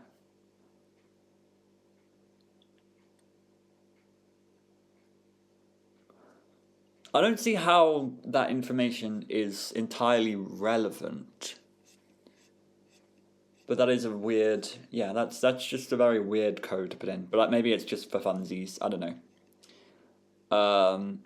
Drink of the Dead, Ghouls, Spittoon, Code Cracking. We did this last time. Yeah, we did this last time, I remember, because it's a mixture of codes. I really liked this puzzle, actually. It was really fun to do. And I hope there's more of that in Journal 3.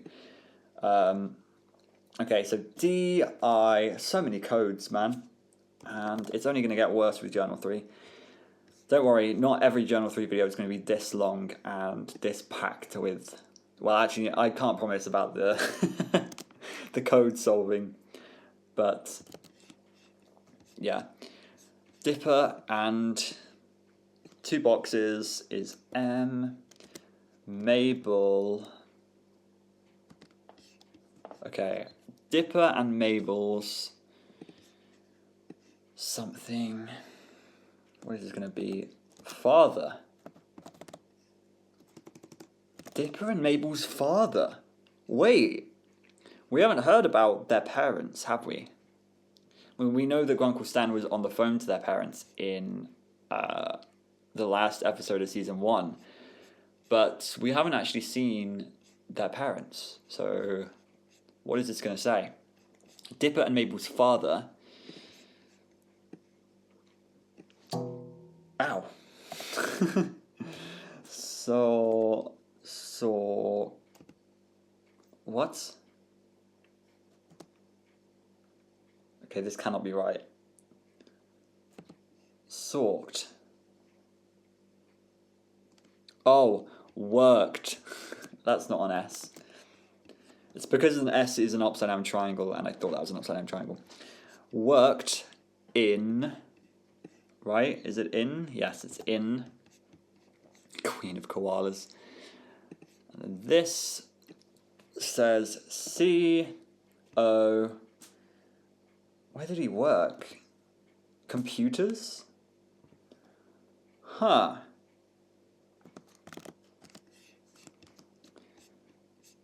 That's interesting. Dipper and Mabel's father worked in computers.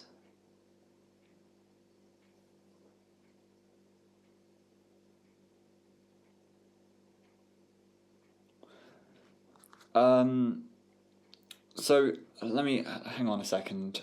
So, I'm trying to think of family trees. So, Grunkle Stan is great uncle, right? Which means it's your mum's dad or your dad's dad. So it's entirely possible that this father that they're talking about, Dipper and Mabel's father, is Grunkle Stan's son. If not, it's his son-in-law. I think I've got that right. So... Because I'm just thinking, like, what does that mean, obviously? I mean, if we're talking about, like, genetics and stuff like that, then it's very clear of, like, history repeats itself. Dipper's father would have been the Dipper, and then Mabel's mother would have been more Mabel-y. And then we see the same thing with Stan and Stan. As I've said multiple times in my reaction series, they are definitely, the twins are a pair of the other twins, right?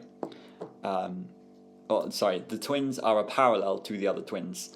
So, Ford and Dipper are very similar, and then Stanley and Mabel are very similar. So, maybe it's a case of history repeats itself.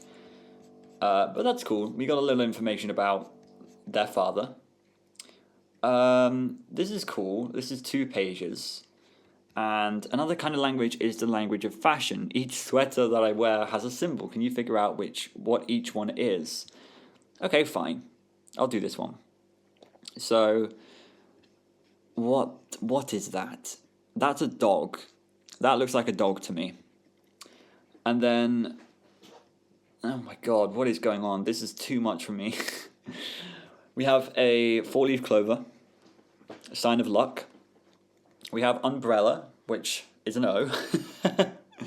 We have a heart with sunglasses. We have the classic star that she usually wears that matches her headband. Butterfly, be cool, penguin. That's a cool, like, crystal heart, chocolate bar. Mabel, that's the one she wore in the 4th episode. Is it 4? The first one where we met Gideon. And then we've got some wool, because she loves creating the jumpers. We've got some cherries in the back. We've got the llama that she wears in episode 3. My memory's coming back. We have a big cat here, and then we have the sun, and a watermelon, and a rabbit. Okay. That's about it. It's not polite to curse. It's been said that words can hurt as much as weapons. That's especially true if those words are in any form of a mystical curse. Here are the top 5 reasons to avoid getting back at your sibling with a magical curse. Are you prepared to take care of your new dog sister?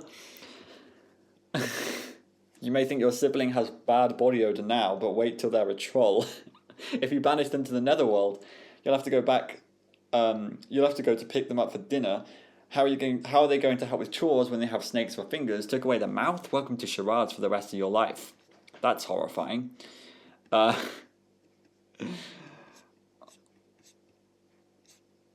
Okay. I'll go to that in a second. I just want to say that it feels like there's a lot of filler in this. And maybe I should have said this sooner, and maybe I implied it sooner. I didn't mean to. I'm enjoying this book a lot, but there are a lot of places where it's like, it's just things like this, where it's like a list of things, and they are funny. Don't get me wrong, but they are almost filler. And yes, this is a children's book. Yes, I know. And I know that Journal 3 is going to be more up to the standard that I am going to really enjoy, because it's going to be codes galore and lore galore. But yeah, I feel like a lot of this is just like a lot of random crap that a lot of people probably didn't ask for. But I'm still enjoying it. This is interesting. So remember what I was saying? This book came out before Society of the Blind Eye, the episode before, right? Was I right about that? Society of the Blind Eye, October 27th. This came out October 7th. So 20 days after. And this seems to tease that. I mean, maybe there would have been other teasers on TV, like, watch this on Saturday, and you can see the Society of the Blind Eye. Because I know that they did like video teasers on, like, adverts on the Disney Channel. I assume this is on the Disney Channel. So that's really cool that they've added this in there. It's quite risky, actually. Well, not really risky, but, you know, very big foreshadowing. Again, imagine opening this book for the first time before Society of the Blind Eye even came out and seeing this image. It would have been a little bit like, I'm sorry I keep referring to FNAF, but it would have been like looking in the survival logbook for the first time before any of the next games came out and seeing the Chica. Although that's a really bad example because the Chica never came back. But you know what I mean. You know what I'm trying to say. It's really cool. We're going to skip a lot of this. I think we're almost done with this book, to be honest. Secret societies in real life. The Freemasons, the ancient stoneworkers of England. Freemasons are the most widely known secret society in the world. It is said that being part of the secretive group will allow its members to be connected to the most powerful people on the earth. Sounds bogus until you realize that George Washington, Franklin Roosevelt, George Bush, astronaut Buzz Aldrin, and countless other presidents and celebrities were members. They claim their mission is charity and brotherhood, but there was a time when people in America were so suspicious of them that there was a political party actually called the Anti-Mason Party. I actually get it. Everyone is jealous when they're not let into a club.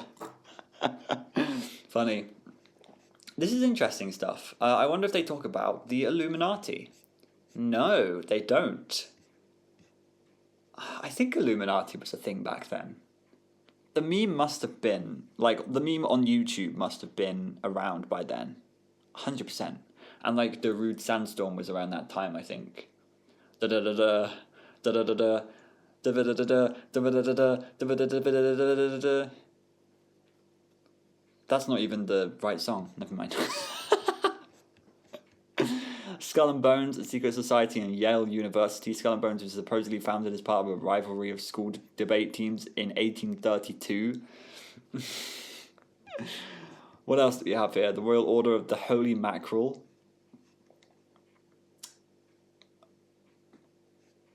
We saw this somewhere. I think that's in the Mystery Shack. Maybe. I can't remember. I remember seeing this somewhere on Gravity Falls and being like, that's a weird pharaoh thing. Oh, just take a look around the Mystery Shack. Stuff is everywhere. Tarps, hanging cloths, lots of weird combinations of Egyptians' heads, scimitars, stars, and so on. It's almost as if someone with zero knowledge of history just jammed a bunch of mysterious looking stuff together. That's foreshadowing for Ford. Because obviously Ford was trapped in the portal or whatever, and then Stan took Ford's identity and he made the mystery shack, even though he has zero idea on whatever's going on with all of this history and stuff. That's really cool. Whenever I ask Grunkle Stan about it, he always changes the subject, but I'll get to the bottom of it one day. That's really cool. I love the foreshadowing. This series has such great foreshadowing. Okay, we need to get Waddles out of the secret society's underground chamber and back to safety at the mystery shack. Use your finger to trace the path. Okay. Is this where you find the... I swear this is where we found the Society of the Blind Eye, because there was, in that episode, the key was found on a Triceratops, or whatever the dinosaur is called. Waddles, you're going to go this way. And then up here. Again, this book is for children, so... And we did it first try. Great. Yay! Is that blood? No, I think it's just lighting. It's just lighting. Okay. Friendship club. Yay. Whoa!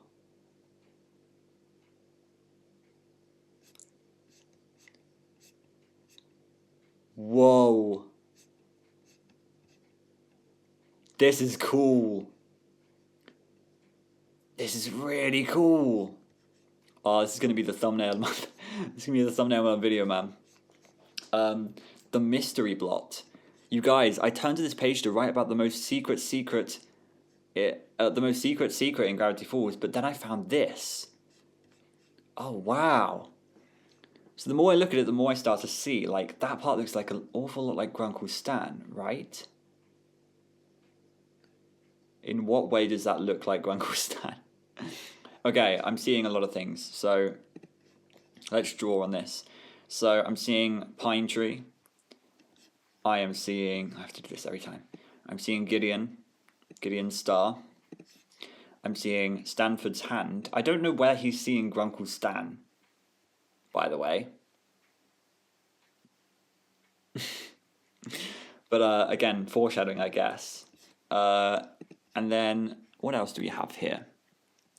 I'm assuming they have everything on the Zodiac. So this is the heart, Robbie's heart. And then we have Mabel's star. This is, wasn't it Fiddleford's glasses? Or was it Candy? No, I don't think it was Candy. What else? I can't remember anything else. Obviously there's other things. Is this, that might be llama. Although I might be completely wrong about that. I don't see any other llama. This is really cool. Like, I love this. And then, of course, you have Bill in the middle. Which, like, this is such a good thumbnail, I think. It's gonna be the thumbnail. No matter what. What is this? That's my question. I think we might need to go back to the Zodiac wheel. Okay, here it is. This is such a cool shot, man. I love that shot. But no. So this is... you can't really see it because it's going to be in the top right. But, so we have a question mark that we need to find. Ice. Grunkle Stan's hat thing. That's right. Okay. Let's have a closer look. So... Grunkle Stan's hat thing. I mean, that's going to be hard to find. Grunkle Stan's hat thing. What else can we do? Ice. Wow, I'm really lost. I don't see anything else. Like, it should be really easy to see a question mark, unless they really just aren't here. Of course, that's a big possibility. Oh, here. This is Grunkle Stan's hat. Okay. So I'm assuming every single symbol is here, but then where's the question mark? Because that's my big question, because that should be really easy. Question mark should be really easy to find. and I can't believe I'm not seeing it. I don't know what this is. What else was there? So we still need ice. We've got the dipper tree, we've got the star, we've got the hand, we've got the llama maybe, got the star, got the heart. Oh, so it's literally just ice and question mark that we need to find. Ice and question mark. I guess this could be ice. Oh, yes, that's ice. Can you see it says ice here? It says ICE.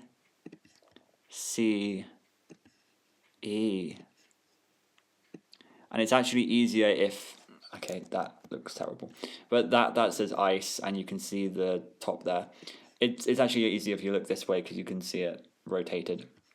It's not backwards. So that's cool. So all we've got left is the question mark.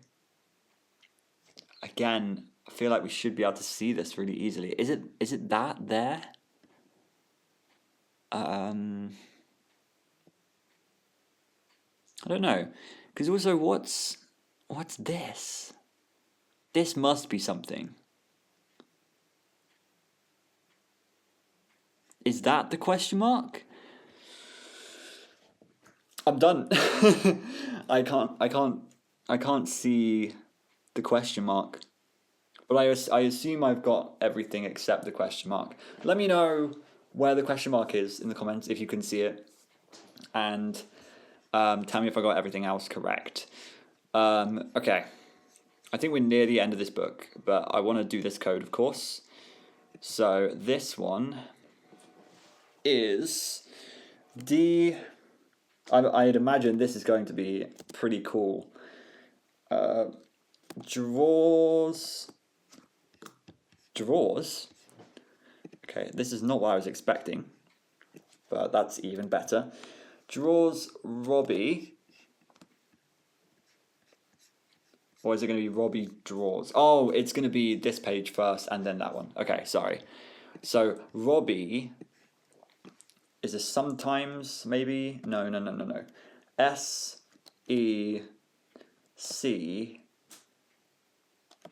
secret.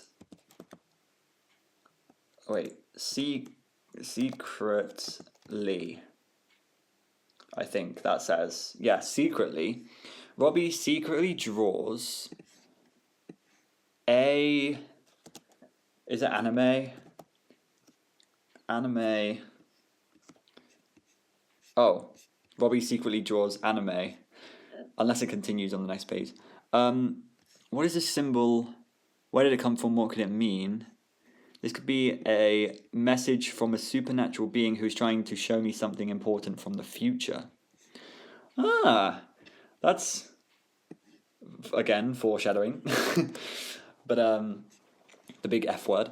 This could be big. I'm going to stare at this for the next few hours and see what kind of things I can find. I'll check back with you guys in a bit. This is really cool. This is like an ink blot, right?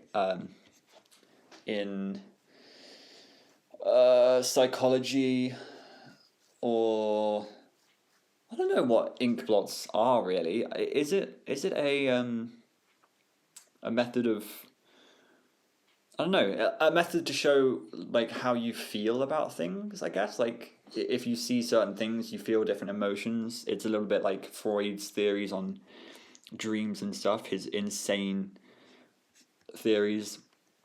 What does this say? I love doing this code stuff, but that honestly, like, I feel like there should have been more of a mix of codes in this book. But I cannot criticize this book. It is the first book that they made, I believe, and it's very good. It's very well put together, and it gives me a lot of hope for Journal 3. Because this isn't even supposed to be like a decoding book, and there are a lot of codes. So that's good, because that is the type of content that I like. What are the 2 3s? Oh, it can only be a J, a Q, an X, or a Z. So I don't know what it is. So let's put an A, and then an R, and then D. Ah, the invisible wizard, which means Z is going to be the 33. My pen has almost run out. The invisible wizard.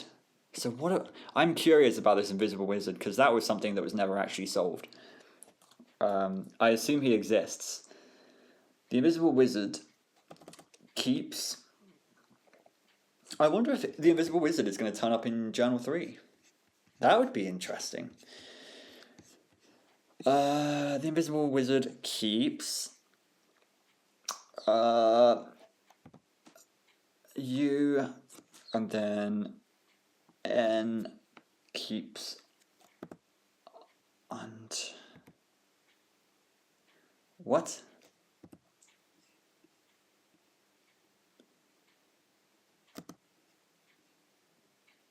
The invisible wizard keeps unting. I don't think that's right. What have I done wrong? So U is definitely that. And then the second one is an N. And then it's a T. Oh, untying. I missed a Y. It's not unting. Are you stupid, Ozone? Okay. The invisible wizard keeps untying my shoelaces or something stupid like that. Something so irrelevant. Dippers. Yeah, it's going to be shoes. Is it yeah, it's shoes. The invisible wizard keeps untying Dipper's shoes. Great. I've been studying the mysterious blot on the previous pages for a full day, and I might be losing it a little bit. I've decided to get some outside opinions to help me pinpoint the origins of this blot, which will hopefully help me uncover the mystery behind it. This thing looks like my memory of the 60s. The 60s, huh? Okay. Fine. Oh man, gross. This looks like the one time I spun Thompson around me after he ate too many hot dogs. And, well, let's just say that shape is what splattered on his shoes 5 minutes later. I think it looks like friendship. Or intestines. It looks like a body, but it's changing. Why is it changing? This looks like what I see when I take off my glasses. Nachos. Man, I could really go for some nachos right now. Looks like my handwriting. Woohoo! Oink, oink. I'm asking pigs for their advice. I need to take a break. Yeah, fair. Why does the pig have whiskers? Okay.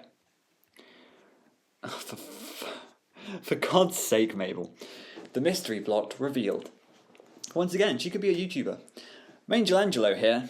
Dipper's been staring at the blob for a few pages back for like a billion hours trying to figure out what it means and where it came from. He thinks it's the biggest mystery of all time, but the truth is that I was finger painting on my latest caricatures. That's a caricature painting where I make everyone look like cats, when I accidentally dripped a big blob of black paint in his book. Naturally, I closed the book to make it look like I wasn't responsible, but that squished the paint and made it look even weirder. Perfect. Grunkle Stan called the squished painting a Rorschach test. Apparently he had to take those tests during his loony days. I guess whatever you see is supposed to reveal something about you. What do you see? By the way, you can make your own. Find a piece of paper, slather a bunch of paint on only one half, and then fold it over in half, making a sort of paint sandwich. When you unfold it, you'll see a mirror image of that paint blob, and it'll look neat. See? That's a good idea. I want to do that, actually. Okay, let's read this because it's going to be somewhat relevant. This is the end of the book anyway. Hey everyone, Dipper here. I haven't written in this book for a while, but I think I'm going on to something big with that mysterious blobby image that appeared in this very book. My theory is that there was once a librarian who visited Gravity Falls around 50 years ago. While he was in town, he accidentally slipped through a trans-dimensional tear in reality, and he has been trapped in another dimension parallel to this one. You're almost there, Dipper. Over the years, he has slowly learned how to communicate through multiple dimensions, but his methods are crude and messy. Probably because he's developing a whole new type of technology as he goes along. Man, I'm so psyched about this discovery. If I can communicate with him, I'll have proved the existence of the multiverse. All I have to do is... Oh, it looks like Mabel wrote something on the previous page. I'll give that a quick read, just to see what silliness she's been passing on to you readers. Probably something about how if you drape hair under your nose, it looks like you have a moustache or whatever. Hold on. Mabel here. Dipper just read the previous page about the ink blot incident, and he looks, well, it's difficult to describe the look on his face, and since we all know a picture is worth like 1,000,000,003 words, I'll use my art to express how Dipper looks right now with one of my patented, not really patented, caricatures. Well, that was a waste of 3 days. Moving on. Oh, amazing. Okay. If you've made it this far, read every chapter, taken every quiz, solved every code, and ignored everything Mabel said, then you've completed my crash course in paranormal mysteries. We're halfway there, I would say.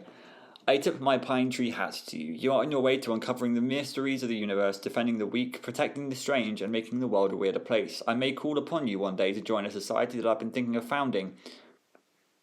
Whoa. But I have to graduate junior high first. To finally complete your training and solidify your rank as a paranormal expert, read the Oath of a Paranormal Investigator aloud. Repeat after me. I do solemnly swear to be brave in the face of danger, but never foolhardy, to trust in the power of magic but be wary of its dark side, and to share the knowledge I gain with all those who believe. Egasm. Egasm. Egasm. Oh my god. They got me. For God's sake, I was like, oh yeah, surely this is going to be a Caesar cipher. I'll do a funny joke where I try and actually say the letters, and then I actually realize it's the same message 3 times, and I read it backwards. Backwards message, backwards message, backwards message. I remember that, and I hated everything when I found out that Bill was saying backwards. I know it was Gideon that was saying backwards message in Dreamscapers. That was so funny. Okay. What does this say? The the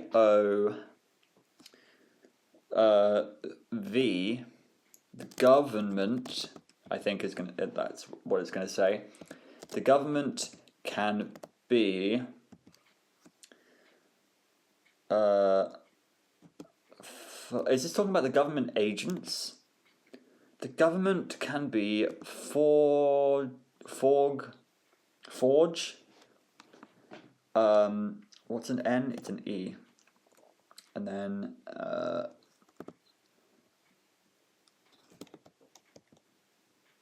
that's cool. The government can be forgetful. So there's the government agents that we see in the start of season 2, and then the way that they get rid of them in Not What He Seems. No, it's in the one after Tale of Two Stands. Basically, the progression. Basically, after Not What He Seems, the portal does some weird stuff, and then they're like, "How are we going to get out? Because the government agents are onto us, like upstairs in the mystery shack." And then Dipper is like, "Why don't we use the memory gun in order to clear their memory of, the mystery shack and stuff?" So that is interesting. Maybe another foreshadowing thing. Congrats! Now you've read all my sections forward and backwards, and hopefully upside down, and followed every word of my advice. I declare you to be officially fun. High five. Remember to always bring the party, never take yourself too seriously, and help the boring people of the world by turning their frowns upside down. Now grab your friends and go have a good time. Aw, that is sick. That is really cool. Okay, another secret message. Oh, they're never going to stop. Okay, GROWING.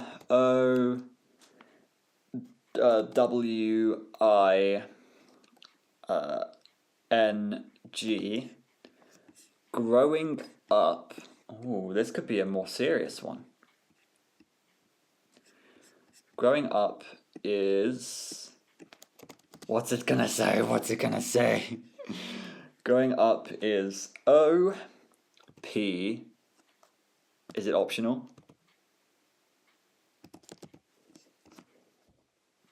Oh, growing up is optional.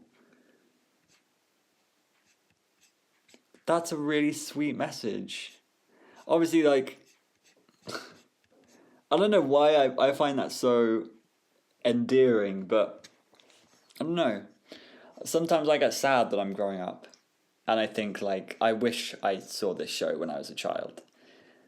But, But at the end of the day, if you want to live your life acting like a child, you can. I mean, don't let people judge you. But like, I'm literally going through this children's show and I'm finding enjoyment in it. So like, I don't need to move on and grow up, because this is part of me growing up as a person, is actually finding what I enjoy and stuff in life. There's a blank page, and then this is, what does it say? Let the games begin. Okay. Fine. And then you can sign here. Okay. Okay, let me just edit. Can I rotate? Rotate. That did not work. View. Okay, here we go. View. Rotate right. Here we go. So that's everything, right? Except it's not. So first of all, certificate of mystery. The bearer of this document is a qualified mystery hunter and a certified investigator of paranormal activity, e pluribus weirdum. Signed here, Dipper Pines, paranormal investigator, and then you have Mabel's as well. So yeah, it seems like that's it, but there's more. And I don't know if I can decode this. I'm concerned about this. What I will say is that first of all, if I haven't zoomed in enough, there are letters. There are letters around this, and I would assume all of this is one big ciphertext. But at the same time, can it be? It might not be. Because at the end of the day, I also see these letters. So I'm going to maybe copy these letters. So G, L, V, Q, H, B, A, G, dot. There's a dot. Ah, dot. And my laptop is lagging.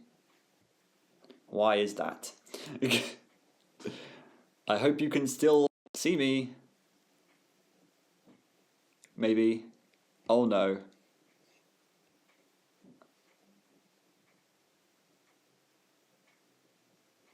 Okay. That was a bit terrifying. We continue.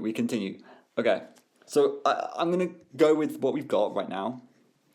I'm going to have a look here and go to my decoder and try to remember how this works. I don't remember how it works. Oh no, that's for encryption. Okay, so how do I decrypt? Oh, it's here. GLVQHBAG. Toe? Oh, Disney XD. That's so cool. That is so cool. So then we have, just trust me on this if you can't see, we have FRP slash. It's a website. Okay, DisneyXD.com slash DUHQWBRXFOH, and then we have YHU. I do still wonder if this is all, like, if this is still some Caesar cipher or something, but I'm not going to do that right now, because that is just simply going to take too long, and if it doesn't end up being that, then I will have wasted like an hour of my life. So let's have a look at this. So it's going to be that, and then FRP is com, right? Yeah, 100%. And then we have, is that a D or a P? I can't remember. It was a F. What? Oh, no. F, R, P, D. It's a D. I thought it was a D. D, U, H, Q, W, B, R, X, F, O, H, Y, H, U. Aren't you clever? We need to go to that website. / aren't you clever?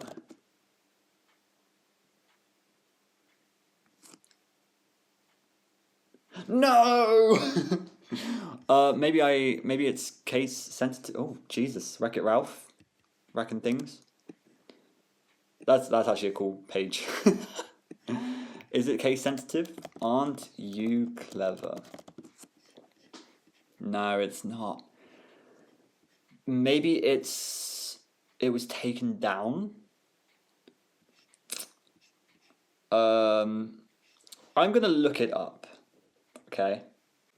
Okay, so I've done a little bit of hunting and I found a Reddit post that said new Bill Cipher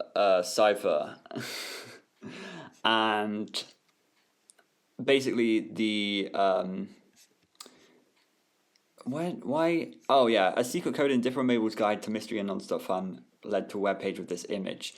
For some reason I freaking hate Reddit. I don't understand why I can't see the actual post, but whatever. But basically, there's an image that's been posted, and I assume that this is the image that was on the Disney XD website while it was still up and a thing. And this is the sad part of all of this, is like a lot of the things I won't be able to fully do because they might not still be a thing and stuff. But either way, this is cool. This is very cool. And let me know in the comments, of course, if there was anything else on this page that I need to know about, or if it was just this image. So this image, of course, is everything that I put together already. So essentially, I didn't need to brute force this code. I could have looked at the back of the book, I could have solved that cipher first, and I could have come to this image, and then I could have used this to solve all the codes. So that is what that is good for. And meanwhile, there's this code down here. I will solve this, and I will cut back when I've solved it. But this is depressingly slow. Let me do it. Okay. So I actually started decoding it, and I realized that the answer was on that Reddit post that I was just looking at. So this top part as well is included. I didn't even see this for some reason. But here it says, "You're not as dumb as you seem. I've got some secrets if you know where to look. The people of this town are an open book." Whoa. That's crazy. I love reading this. I think everything will change about halfway through the season. I think that first episode is a foreshadow of what's to come. Like the first half is normal Gravity Falls fun, and the quality is boosted up and so in depth. That's so cool.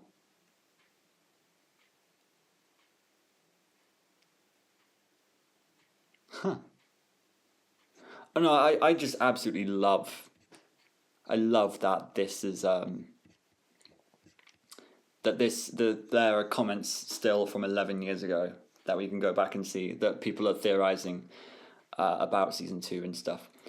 Anyway, that is this book, and what a fun book this was. I really enjoyed going through this. This is a cool thing as well. I think this is probably a poster, Bill Cipher Empire. I could put that on my wall. Is there anything in the back? No. I thought maybe if you brighten the image. This has been a very long video. I'm really sorry to those who don't like long form content, although you're probably not even seeing this because, you know, it's a long form video. It's the end of a long form video, so you probably haven't seen this. But either way, thank you so much for watching. Next time we're doing Journal 3. Yes! Unless anybody in the comments tells me not to do that yet, and there is something else I need to do. But we have watched the series, we have read through this book and solved all of the codes in this book, supposedly. I mean, I couldn't see anything else that looked like a code. And then we've also looked at the real-life ARG that happened, and I don't think anything else really happened before Journal 3, other than I know there was the Old Man McGucket troll thing that Alex Hirsch did, which is so funny. I remember being told that, and I was just like laughing in my chair. But yeah, that is pretty much it for this video. So thank you so much for watching, and I will see you next time. Goodbye.